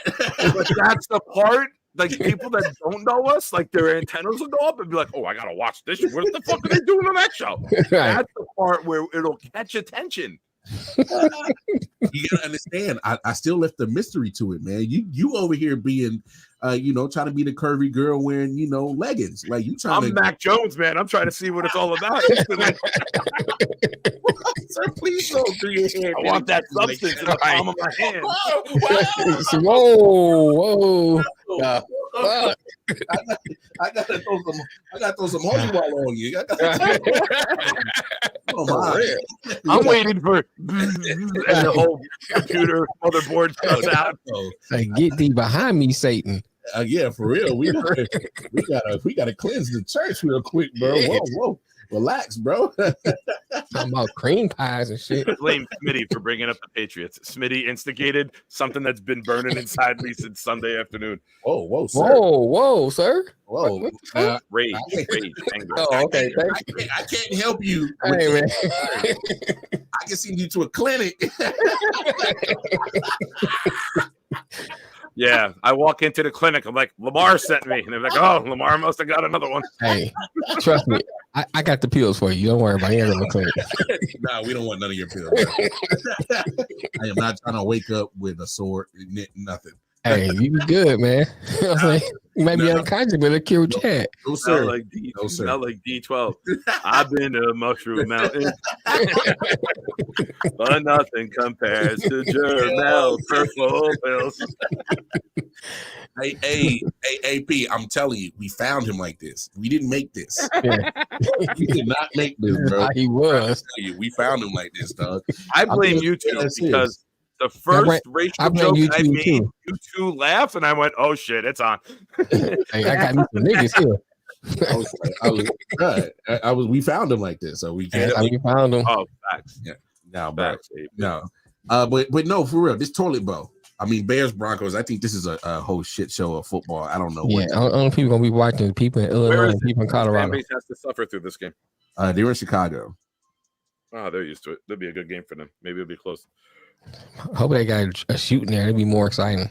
Hey man, if you Denver, bro, you gotta win this game. You can't look like shit again and after you just lost it, like gave up 70 points, bro. It's gonna be 3-0. Neither of these shitty quarterbacks gonna score. Hey man. He said it's gonna be 3-0. So let me ask you this though. I was just wondering if you come back and you the Denver organization, you just got 70 hung on you, and you lose 3-0. What do you fire Sean Payton then? Bro, this is so. Hear me out. You lose to the. Look who they losing to though. That's what I'm saying. You're losing to the Raiders. Look, you're losing to the Commanders. I don't care about their record being 2-1. They chill out with that. So you come on. Now, granted, it's the Dolphins. Yeah, that's a good team, but they hung 70. Like we're talking about a staying. They played you like you were an NFL team. They just didn't hang 70. They quit on their coach. And if you don't like the coach, you quit on him. Thank you. And then how worse could it be? Then the only thing worse than giving up 70 to the Dolphins would be giving up more than 25 to the Bears. And if you quit again and you get embarrassed and you're 0-4 and you've given up 70 and you lost to the Bears, you got it. Yo, here's my I understand that. But here's my thing with that, Nick. you still are part of that history Man. when it goes down. So I can't quit to the fact we get 70 hung on us. If I gotta cheat, I'm gonna cheat. You ain't hanging 70. 70, dog. That's But they like got 70 because they quit on the coach. That they quit. I see what Someone's you're saying. job. They lose again this week. Mhm. Got to take somebody's job. I said it Monday. Yeah. Sean Payton will not make the month of November. That's my prediction. I'm talking Urban Meyer first year fire. Dang. hey, I mean, we just got to be honest about the situation. I mean, Nick's 100% right. Like 70. Man, don't say that. Don't say that. Don't say that. Ooh, that's my new ringtone. That's my new ringtone. Nick's right on this show to never come out unless he's Boy, a guest. Well, first of all, I'd already fired somebody after 70 got hung. Somebody got to go. I would no, bro. I'm agreeing with you. I'm agreeing with you. Coordinator, you probably ain't the reason, but you got to go, bro. Somebody getting fired. We got to shake something up. Well, because what I'm gonna do is I'm gonna fire the D coordinator, and then I need to see for a fact what's the real problem. If it's you, Sean Payton, then yeah. Oh, I thought you meant on the show. My bad. Somebody gotta go. The first person fired is the offensive coordinator. Not necessarily the Sean offense. Payton's the offensive coordinator. Yeah. It's Sean Payton's scheme. It's Sean Payton design. Sean Payton calls the plays. Firing the offensive coordinator don't do shit. They gave up 70. 70. They quit. There's a picture of 9 Broncos laying on the ground without blockers anywhere near them. That's one of the worst play films you'll ever see. They just laid down and quit. 9 guys did not get pancaked. Bruh. Pathetic. Wow. Pathetic. But I mean, that's why you can't go out here and do that and have that same effort. Because if you do, you heads definitely got to roll. I'm trading people. I'm firing coaches. I'm grabbing all kind of free agents, dudes on the streets. Right. I'm looking like Shane Falco in the Replacements, dog. For real. Oh man, I would love to hook up with that cheerleader. But I'm saying, I'm everybody replaceable. So I don't even know. Hey man, this game might end up in a tie. That's how trash both of these teams are. Just no argument for me. Because we've been having ties lately in the NFL. I think this is the one tie for the NFL this year. Here you go. The Bears are up 24-0 at halftime. And like Varsity Blues, they fired the coach at halftime, and Russ is on crutches coaching the team in the second half. No, this is wild. Basically one though. Hey, I didn't say they're gonna play like them. I'm just saying I'm having a team full of replacements. I mean, you know, replacements won though. They did because they didn't quit on their coach. Yeah, I didn't even know who to pick in this game, but I guess I'm gonna go Denver just because you can't go out like that. I mean, I picked Denver because I said after getting 70 hunger, you can't go out and lose to Chicago, bro. You can't. I'm gonna take the Bears because I saw a team that quit, and if you quit, you're gonna quit again. You aren't going out with that. If there's only meeting. There's something happened, man. I'm not saying you're wrong. I'm not saying you're wrong, but my thing, Nick, is where is your self-pride for yourself? You know what I'm saying? Me personally, I couldn't do it.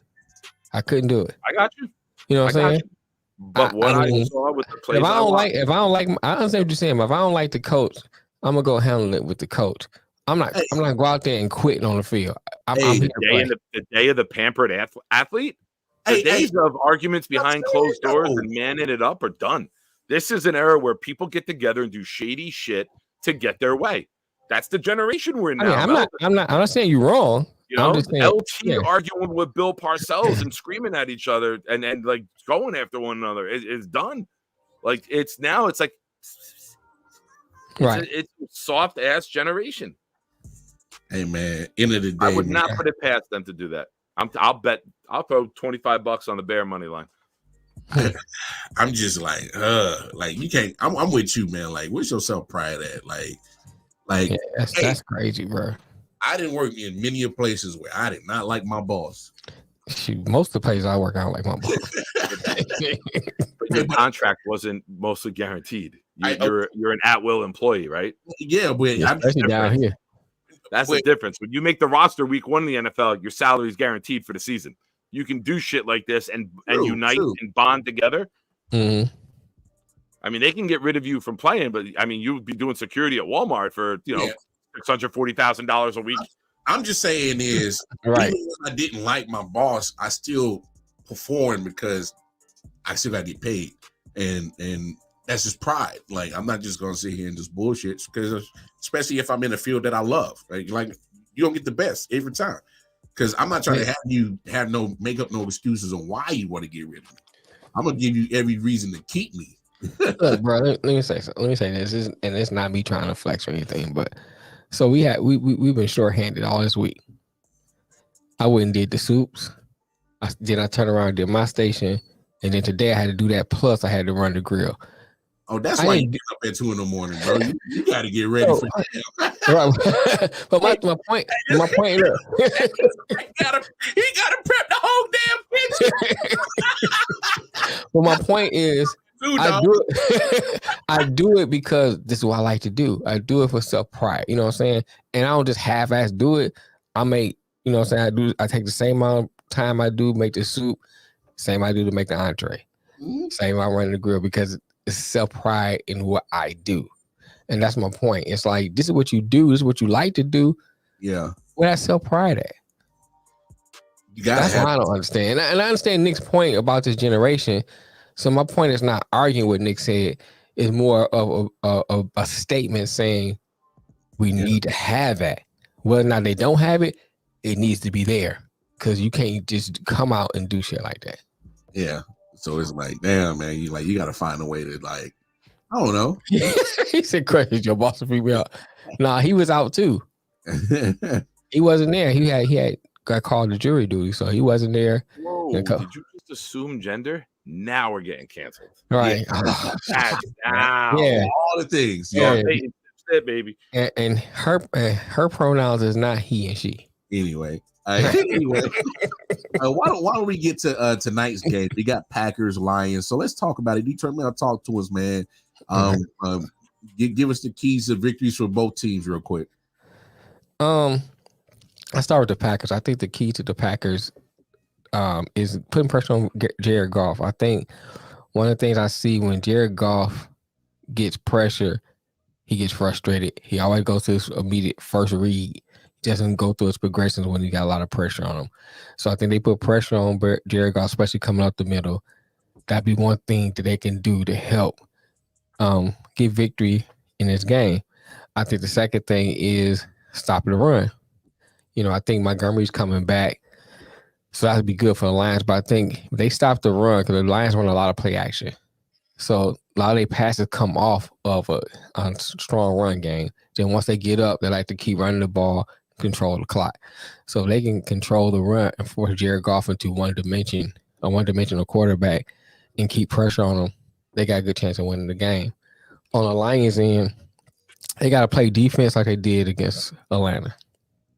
I think this defense can help keep the game close, because one thing I noticed about the offense is that sooner or later they're gonna bust some plays open. You know, they start off slow. Sooner or later, he gonna get a couple plays of St. Brown, get on the roll, then Laporta for like they did the last time for an 80-yard pass touchdown. So they fed him a lot the other day too. Yeah, they did. And so I think 7 or 8, something like that.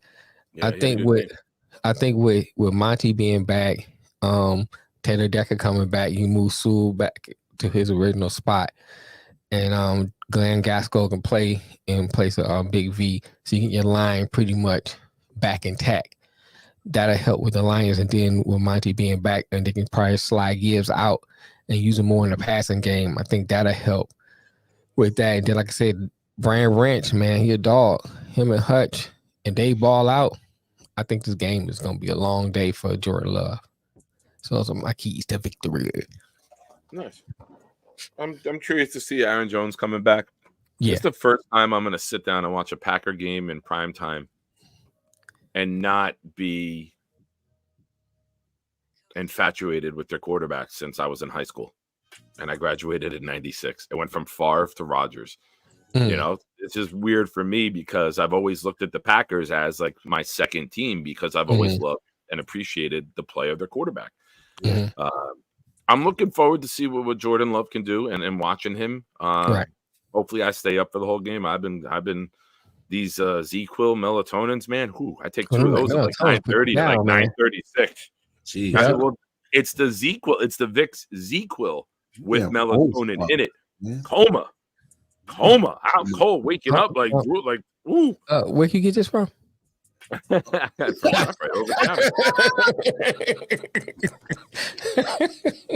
Hey Nick, go ahead. Give us. They come in different flavors. So who you going with? You going your Lions or Packers, man? You talking me and Nick? This game is really like one of the big. No, I'm going with Nick. Like this is one of like the big toss-ups. I'd like to see what the Lions are building. Yeah, they are. He is.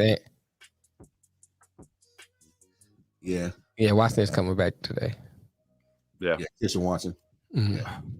I'm sorry, Nick. Go ahead. You know what? I'm a jinx, so I'll take the Packers just so Mel wins. I want to see the Lions win, so I'll use my powers for good here to help you. Oh my God!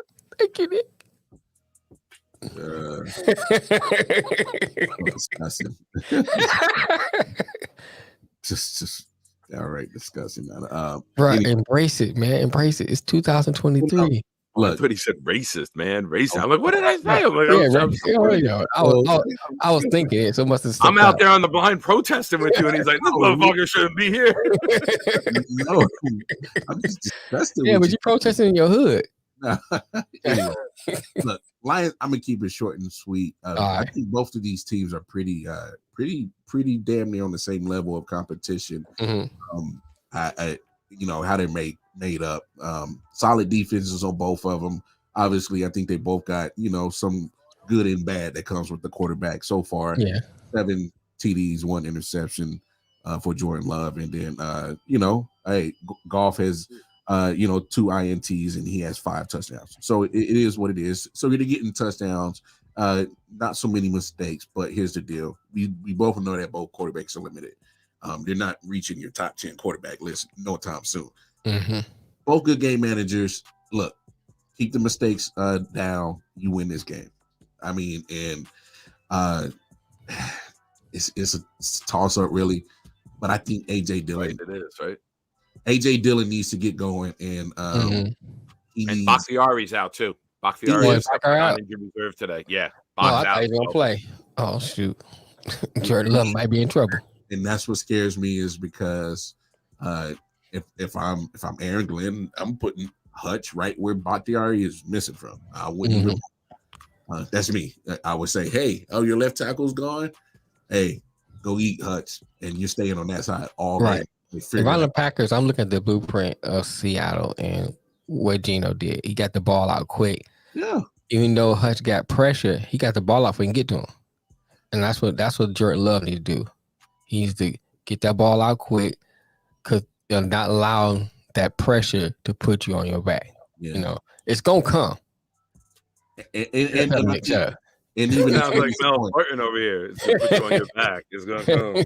Well, because I'm glad you bring that up because I think that's the biggest point that I'm talking about with AJ Dillon is the fact that Aaron Jones is back. That's the only reason why I made that statement is because he plays a lot better with Aaron Jones in the lineup. So if Aaron Jones is going to play today, then but regardless, we just talked about that pride thing. Broncos getting whooped by and giving up 70. AJ Dillon needs to start having some pride of himself and be like, yo, man, I'm supposed to be the bruiser that's supposed to get a lot of yards after contact, and I'm just getting hit and I'm going straight down. I'm not running over the body. Like these dudes is mauling me down. So have some pride and turn into the big boy. Put your big boy draws on and go ball out. So I'm gonna go Packers in this one though. But that Bakhtiari does scare me. Then you got I want to say I want to see Gibbs get going. Like Gibbs had a lot of hype coming out, and there's been a little bit of flash here and there, but he's missing that. I'm here. It's almost like they don't know what they want to do with him. Yeah, they don't know if they want him to be a feature back or just in the passing game. They only threw one pass last weekend. I think they're figuring out what his role is. Montgomery's playing tonight, so I thought he'd get a bigger workload tonight. I mean, when you look at the Packers, Bakhtiari's out. Jones is going to be limited if he plays at all. Watson's come back. This game, the Lions should go in and take, right? Right. Like, I'm picking the Lions in our Pick'em League, which I happen to be tied for first, and I just want to say that doesn't get mentioned. Last 2 years, we had Melvin Wall. Melvin Wall breathed, and we had updates on how he was doing. Last year, we had updates for Matt every week, and now I'm in first, and it's like we don't even mention it. But we like them. I know. I'm pointing that out. When will he understand it? Like when I thought the hint was obvious. Like, come on. I know it is. I'm just pointing it out to everybody that there is a Pick'em League. It is going on, and why they're not hearing updates. All right, Nick. All right. Okay, so to kick off the international series, you got the Jaguars playing in them home away from home.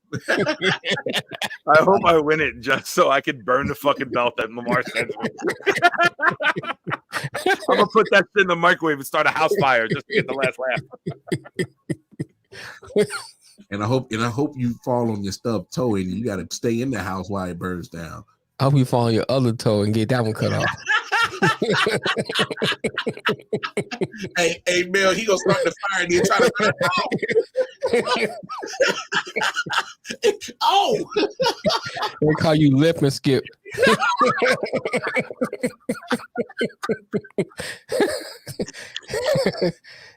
Hey man, you doing a sports show? We call you Skip Bayless.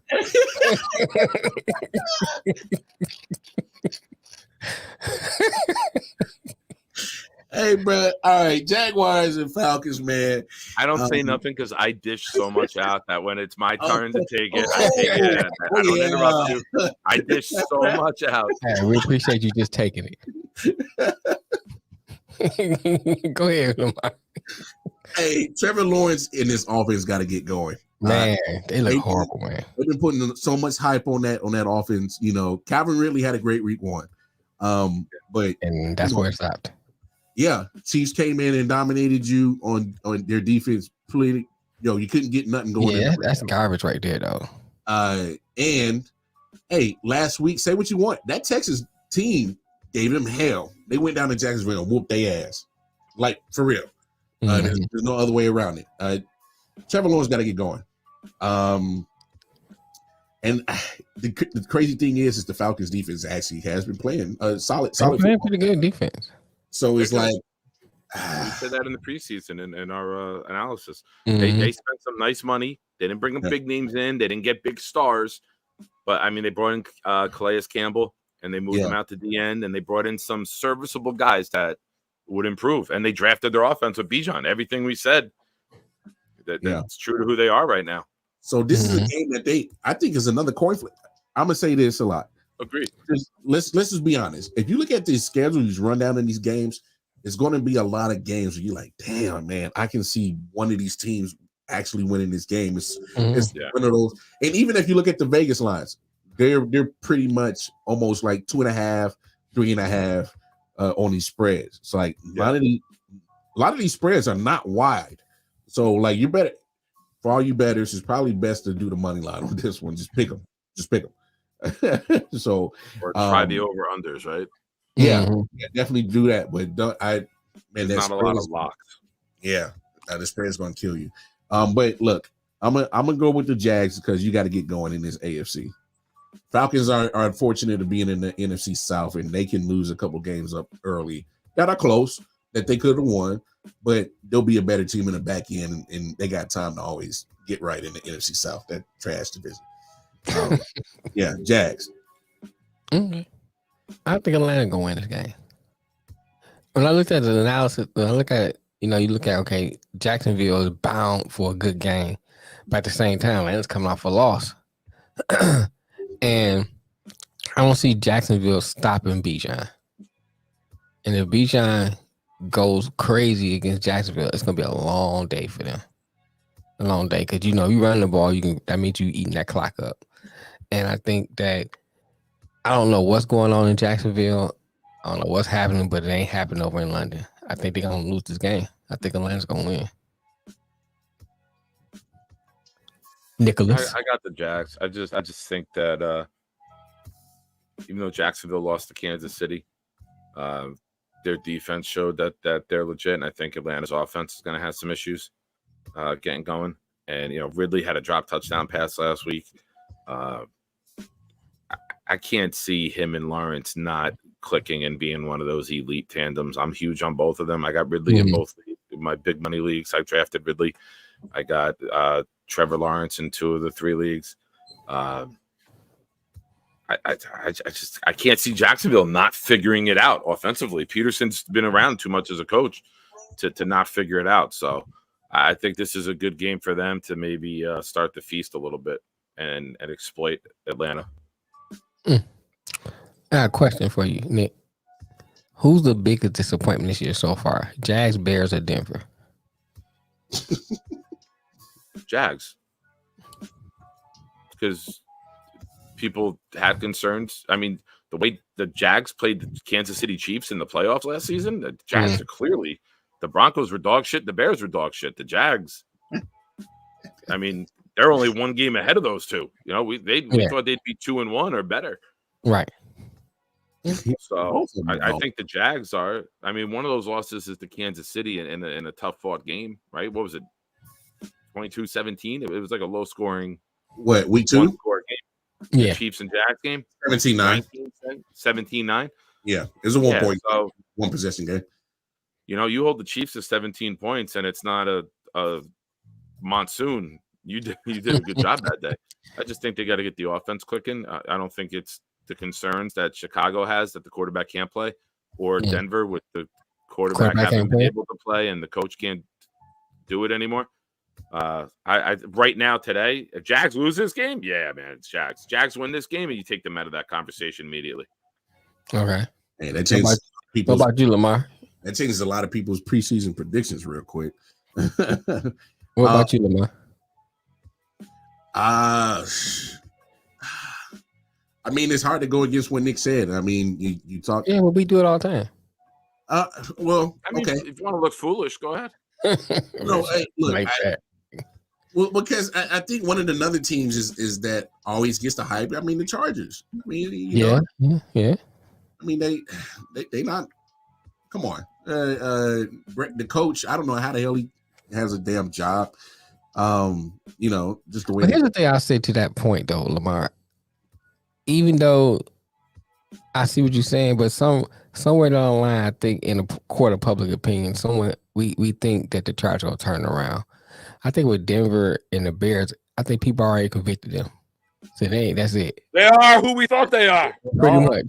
Now, I think even to what Nick said with the Jags, I think even with the Jags, people think they somewhere along the line gonna find out what it click and turn around. I think with the 2 teams with Chicago and Denver, everybody think their season over with already by now. I put the Giants up there too with teams that are disappointing. That's fair. Yeah, that's fair. I thought they would be better than what they are. I mean, they're not majorly disappointing. I thought they would be last place this year. I thought their schedule would be difficult, but the way they're losing the games, right, is like non-competitive. But we kind of been non-competitive in 10 of the 12 quarters. Yeah, but I'm saying we kind of got our I guess, evidence on how important Saquon is. I mean, yeah, that's me. They weren't beating the Niners though with Saquon. They weren't beating the Niners with LT and Mark Bavaro. No, they weren't. But what I'm saying is I don't like Daniel Jones without Saquon. I mean, I don't think Daniel Jones like Daniel Jones without Saquon. But he looks so even like crazy thing about Daniel Jones. I was watching a couple of games I watched last year when he was running. He looked confident when he ran. This year he looks like a deer in headlights. A couple times he did run, he just didn't look that same bravado. You know what I'm saying? He just looked like he lost. Hey, he didn't lost. He gained $40 million, and now you run differently when you get that second contract. You ain't running for that second contract no more. It's business decisions at this point, dog. Hey, it's business decision, dog. I mean, but hey, what do I know? I just have a podcast. All right, let's move on. Dolphins, Bills. How y'all feeling about this one? Let's kind of get through these joints real quick. Dolphins. I'm going Bills. Agreed. I think the Dolphins are going to smack the shit out of them. Okay. The Bills, they do for arrogant another and loss. cocky for no reason. They do for another loss. Ravens, Browns. Browns. I might go Baltimore in that. It's just something I'm I might be the only one. He might be the only one outside of Maryland. Well, I'm just saying is that you know, I mean, I'm just saying let the Ravens. I think just Deshaun is just look like he's stuck in the mud, bro. I agree, but I think that the way that Cleveland defense is playing. Yeah, but Lamar gets fits every year, bro.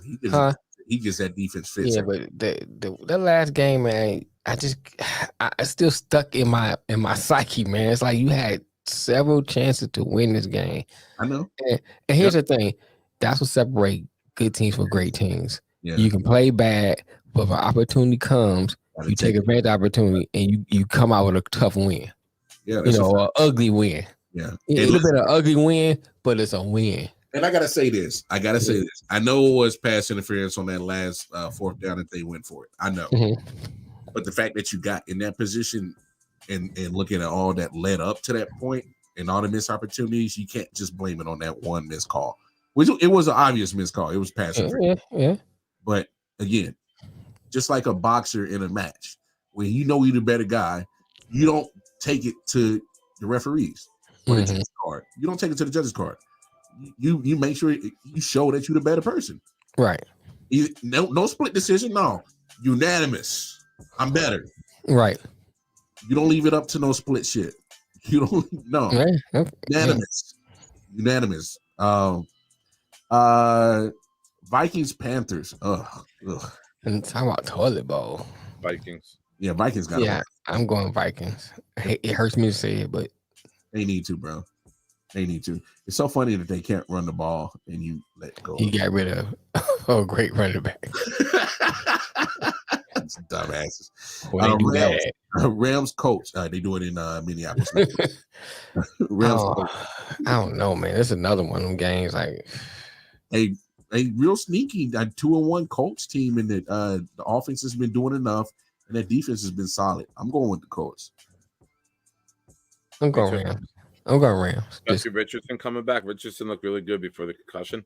He did, and he got taken out of that game. And I think he's going to go off. Yeah, I'm going Rams. Buccaneers and Saints. I'm actually going Saints on this one. Me too. Agreed. Even with Winston. Yeah, I don't like Baker Mayfield going against good defenses. I don't like Baker Mayfield at all. Full stop. Eagles, Commanders. I know who I'm not going for. I know. I'm not going for, and that's Eagles on that one. Yeah, I think that's unanimous on that one. Talking about unanimous. Yes, unanimous. I don't care if you AP, you should be on that train. This time we speak for the white boy.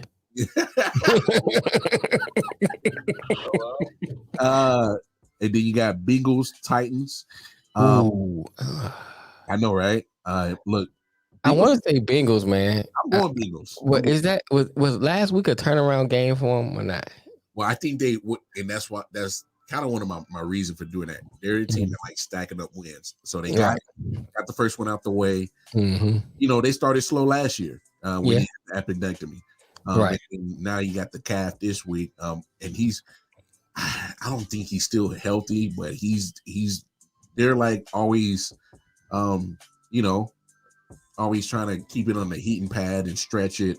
Right. All that. So they're doing like around the clock, treatment for him. So, and that's what's been keeping his ass on the field so far. So he hasn't missed the game. So, I mean, hey. So unanimous on Bengals then? I'm going Bengals. So whenever Nick wants to jump back in here and unmute himself. Sorry, the boy just got home from football practice and called me. I'm sorry. I took the Vikings over the Panthers. What games did I miss? Nothing. Just the last one was the Bengals and no Bengals. I told you I represent the white boy. Yeah, let's go. Yeah, we that's what we do. I knew he was gonna say Bengals. All right, Raiders, Chargers. Oh shit! Both 1 and 2. You going Chargers? Easy. Jimmy G might be out, right? That's Oh, I like Is he Aiden injured? O'Connell. I like Aiden O'Connell. Put in Aiden O'Connell. I'm going Chargers. He tore it I up. didn't know he was gonna be out, bro. He tore it up in the preseason. Spoken like a guy in 8th place out of 15.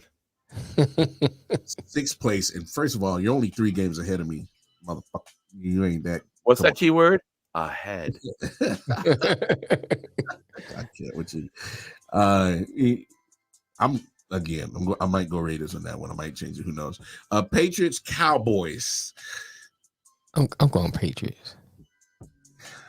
I'm going Patriots. Bro. I think Belichick on scheme and mess Dak head up. I'm going Patriots. I think this is a game that Mac Jones gonna grab so many dicks. I'll take everybody by surprise. That's my joke. Now I can't even do it. I'm sorry, nigga. I'm sorry. I told you I'll speak for you today. Say, Mac Jones is gonna be back there waiting for Mika Parsons to sack him. Like, hey, what's up, man? I've been waiting on you. Yo, yeah, I'm going Patriots, man. What is wrong with you guys, man? I'm going Cowboys. Oh my gosh, you guys are just ridiculous, man. You going Cowboys? You're acting like we're making it up. Like there's not video proof of Mac Jones being an awful bag of shit. I'm just saying, dog. Fucking ridiculous. I'm leaning towards Patriots. So I mean, right now I'm saying Patriots.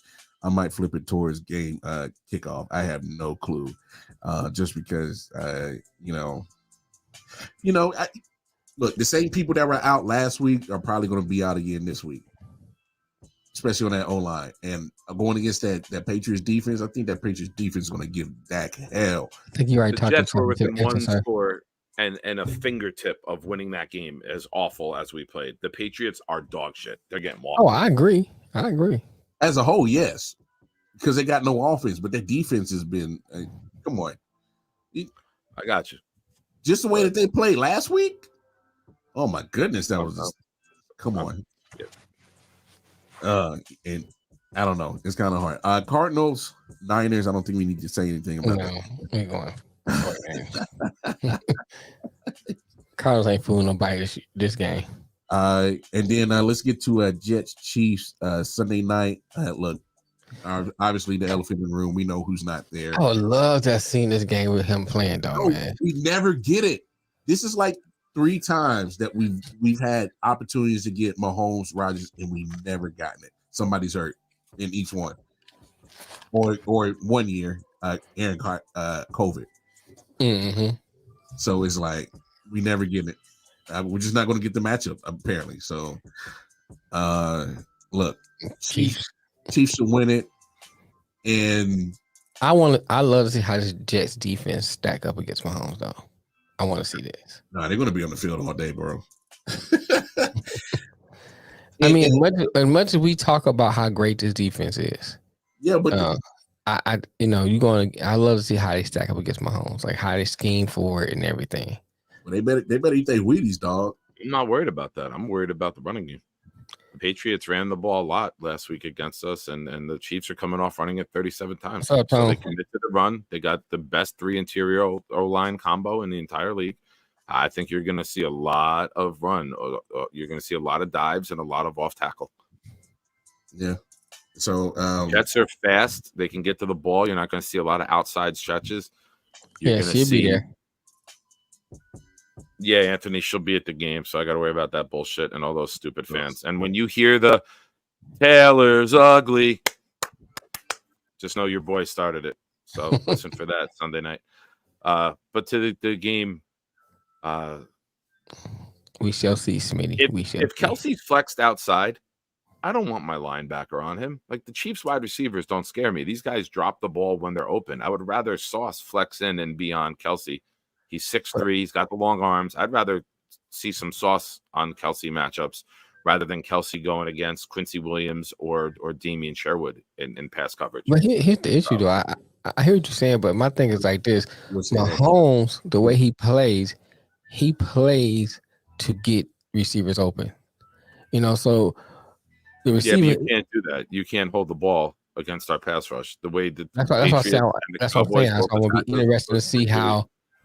I want to see how the defense play again. That's the storyline. I want to see how the defense goes up against Mahomes. I want to see some more man mixed in. If, like I said, if Kelsey flexes out, I don't want my slot corner who's 5'10", Michael Carter on him. I'd rather see Gardner earn the billing as a top cover guy. And if the Patriots, the Cowboys did it with CeeDee Lamb, just having him in the slot going 6-7 yards, turning, getting him the ball, and then he makes the first guy miss. I'm gonna do the same shit with Kelsey.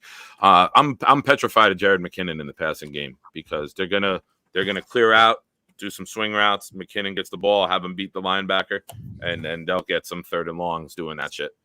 So and Kelsey's ankle's banged up. I don't see them putting him in a position to run a lot or get rolled up on. They're gonna get the ball out quick, and Andy Reid will have a good game plan. From the Jet side of it, we're losing babying Zach Wilson. We've handcuffed the kid and we can't win because you're not letting him play the quarterback position in the NFL. You cannot have a game plan where if there's one safety high and Garrett Wilson's on the wide side of the field, you check and you throw it up to Garrett Wilson. Just take the ball, throw it up. Maybe he gets a defensive pass interference. We've seen him be magical when he gets the ball in his hands. If he does make a catch, he can make guys miss. Just feed him the ball anyway. He's respected enough to get the pass interference call. So if you got one safety high, man, just send Garrett on a go route and feed him the ball. You got to do something to open up the running game. I would like to see 4 wide receivers out there. If you have 4 wide receivers, mathematically, unless you've got 12 on the field, you cannot put 8 in the box. If you want to get the run game going with Brees, go 4 wide. Go trips wide to run side, and then get the run game going. Because you can't line up with 3 tight ends, 1 wide receiver being Randall Cobb when I'm screaming from the section 143 last week. You're telling the whole place you're going to run the ball. Run with Dalvin Cook. And Dalvin Cook, can we get a sledgehammer to break off the cinder block fucking shoes that you brought with you from Minnesota? Holy shit, bro. You look slower than me. But let Zach throw it. Like, Zach Wilson plays free, and Zach Wilson is a guy that plays well out of the pocket. Do some play action. Move the pocket. Get him on the run. Get him out of the pocket where he's safe and he can be a pass run threat.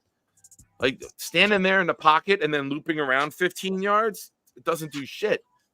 Use his athleticism to attack instead of avoiding the attack.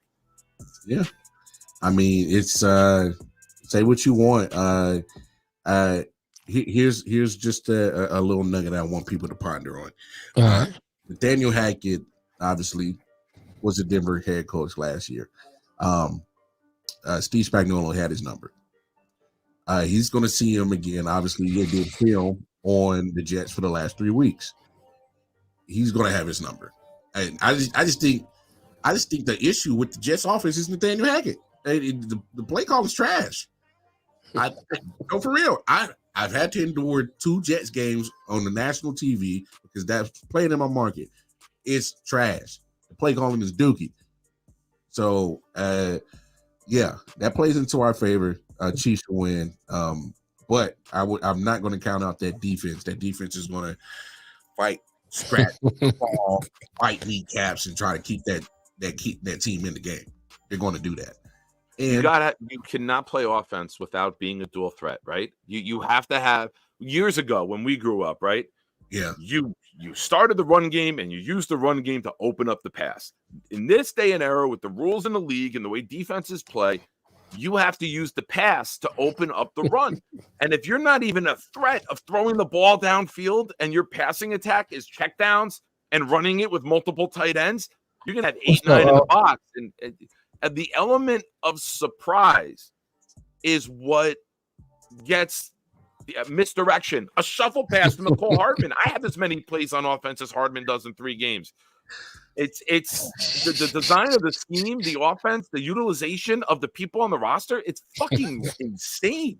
Yeah, it's trash. Right. I know we lost Aaron Rodgers, but still, you have to be able to create an advantage as a coach. A misdirection, a toss to Brees Hall, and a reverse to Hardman. Do something. A shuffle pass. Do anything to create. I see more creative offensive play calling in a Pop Warner game.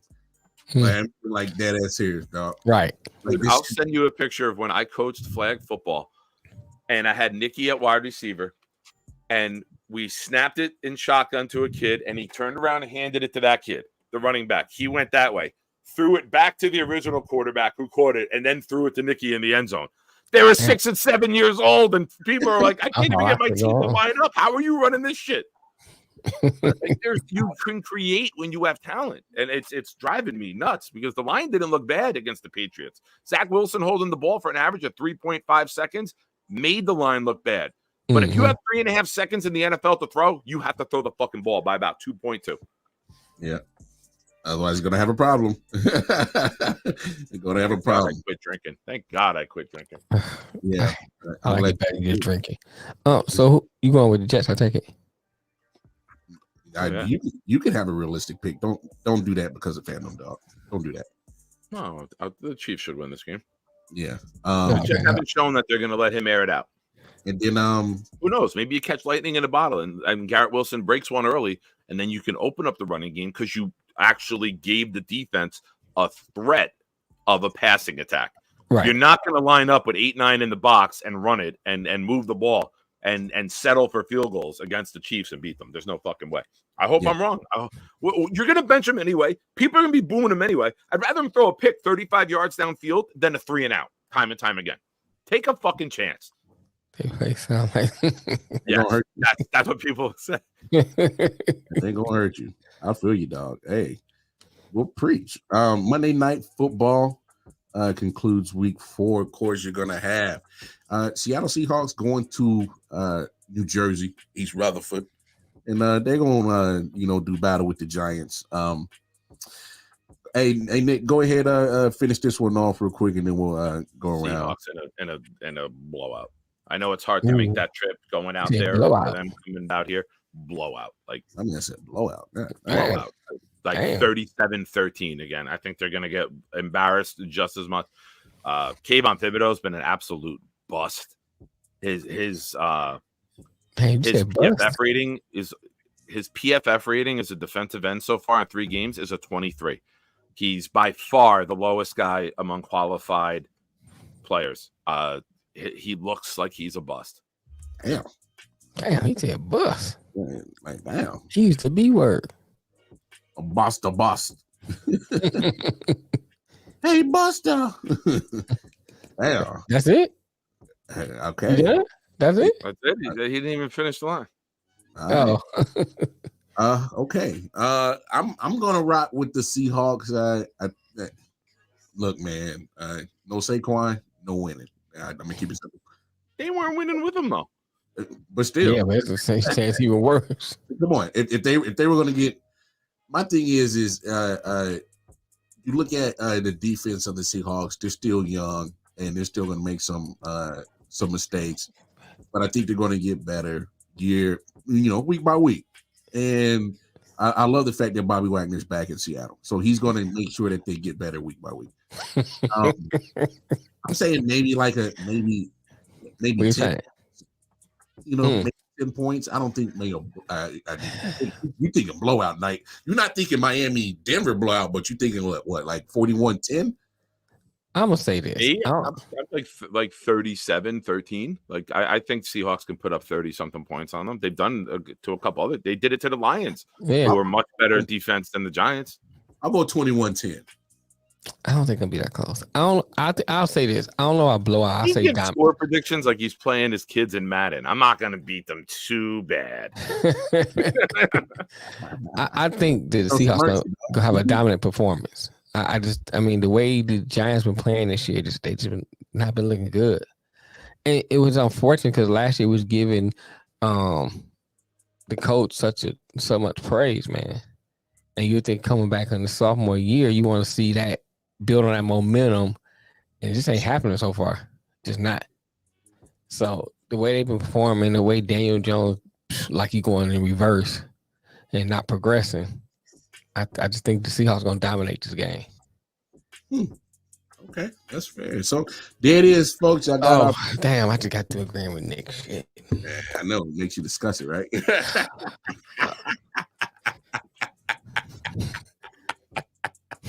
Steve Ball and Bud's asked, I'm trying to make a bet. Is Nick talking as a Jets fan? No, I think I've fairly assessed the game. Like, if you're betting, I would lay the 9.5 and take the Chiefs. Hey. Yeah, I mean, I think the Chiefs will win that game too. Hey, it could get ugly though. It could. It could. I mean, 30-10 was ugly with the Cowboys because we've scored 16 in week 1. We had 6 on the punt return to end the game. We scored 10 against the Cowboys, and we scored 10 against the Patriots. So until they prove they can open it up and score on a consistent basis, you take the opposition if you're gambling. Yeah. I hope this week they change it. I hope they figure something out, and I hope they let the kid play. I'm putting it all on Hackett. Damn. I am, man. I just all on Hackett. Let me ask you guys a question. Okay, 90-10, because Zach still has to perform. But yeah, Hackett. Go ahead, Nick. I asked this question on Twitter. I'd love to hear what you guys say. If it gets to the point that you want to fire Hackett, can you? Because that's Rodgers' boy, and that he was brought in here to partner with Rodgers. So there might be some serious discussions that take place if things get really that bad. You can't fire Hackett without Rodgers' blessing. And I doubt Rodgers would give the blessing. I hear you, but I don't know, man. Wait, hold on. A guy that only played 4 plays has clout like that already? But you looking at him when's he gonna come back? What you saying, Nick? I hear you. Only had 4 plays has clout like that already? Yeah, it's not like he was a rookie and only played 4 plays. He's not like Bryce Young and he 4 plays. It's Aaron Rodgers. They brought Hackett in here to get Rodgers to agree to come here. So yes, like he's got that clout 100%. Yeah, both of y'all. You don't think so? Then Hackett can go, and if you want to go. Bye. Because Hackett got to go, bro. And if Aaron Rodgers, you want to follow with him, go. I kind of agree with Lamar. I don't let nobody hold me hostage. Hell no. And I understand from the standpoint because he's a talent. Hey, hold me hostage, man. Get the fuck home.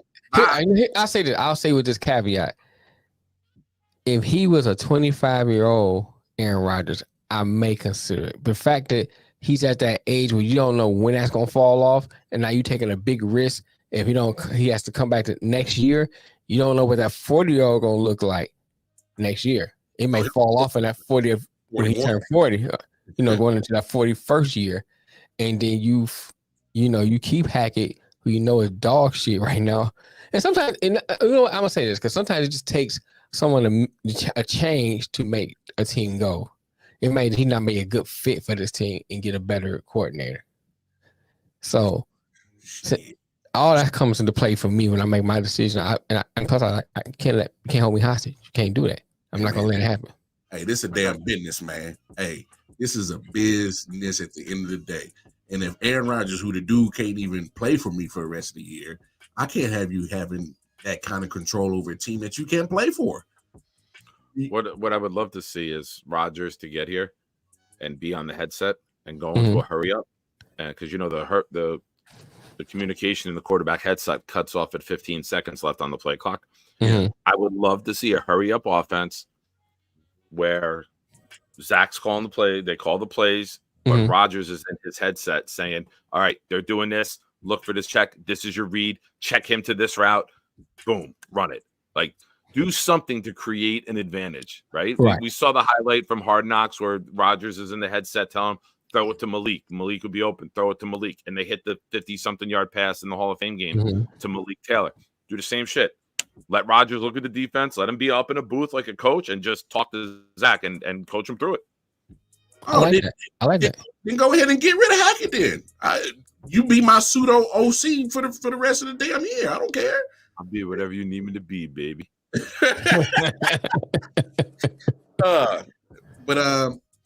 But yeah, man, that's the show. Hey, Nick, you busy this weekend? Going to the game Sunday. Whoa, Sunday. What are you doing Friday? To be determined. All right. Why? What's up? No, I'll probably have you do the wild card chief with me as we preview Jets Chiefs. I'm home all day. I might have company at night, but I'm home. I wouldn't have company till after 6. Sir, your company does not count your hands, sir. All right. Does what? He said it's okay. He can leave later. Anyway, no, I'll text you. I'll call you. We'll set something up for tomorrow in the afternoon because I'm fuck you. I'm out now. Fuck you. I'm out now. I'd rather do the Lion show with Mel recap. All right. Okay. Whatever. You're feeling hurt. Listen, I told you guys this a couple years ago when we started doing the show. I only have room for one black friend in my life. I just need the one guy so I can say I have one. All right. Hey, look. If you want to need one guy to keep your car valid. Your friend, one black guy to keep my car valid. Oh no, because Nick this is the polite way of wording. He's not trying to miss it. He's been to a barbecue. He knows what's up. He's like, nah, I need to make sure I got my full-time barbecue. Invite. I got soul, motherfucker. I've been to cookouts. I ain't never been in no white ass barbecue. Nah, I'm talking about the barbecue, dog. When we got the bones out, got the spades out, horseshoes. I told you, like, my biggest claim to fame was at the Super Bowl party with the Chiefs a couple years ago, and there was 25 people there. There was 21 black, 1 Puerto Rican, me and my 2 kids. I was the DJ. That's my street cred. If they ever ask me for street cred, I'm going to show the picture of the party of all 25 of us. Wait, was this in Jersey? I was the DJ. Was this in Jersey? Yeah. Oh, well, the Puerto Rican was black. Don't worry about it. Hey, man, this show has been blessed. Thank you, folks. One of the proudest days of my life, man. I'm not letting you shit on that. I'm going to finish saging the pulpit in a second because been a lot of sin amongst going on these fools today. Playing dice. Yo, I was on crutches, man, in August. My buddy. What they hitting for, Nick? 4, 5, 6. Pick up them guys, boy. Give my money. I don't know if I ever sent you the pictures of it. Appreciate it. My buddy TJ, he's from Brooklyn, and I'm the only white guy at his cookout for like a couple of years running. And family from Brooklyn comes out, everyone, they all love Coach Nick. And we go back to his house after the cookout, and Meth and Mary J, You're All I Need comes on. I took somebody's do-rag, I put their do-rag on, I sat down on the wall and was doing the song, and then 2 of the ladies came over and started being like my backup dancers and shit. Dude, it was fucking fantastic. I didn't miss a beat. I did the whole song. Every year, they like he called me up this year. He's like, "Yo, people were asking for you, man. They missed you." Where's Coach Nick? Yeah, like, yeah, man. He's staying 9 toes down, baby. He'll be back. He'll be back. No worries. Anyway, hey man, we love it. Man, impossible. Hey, we love it. Hey, we're talking about spades. You know what I'm saying? I thought I'd bring that reference in.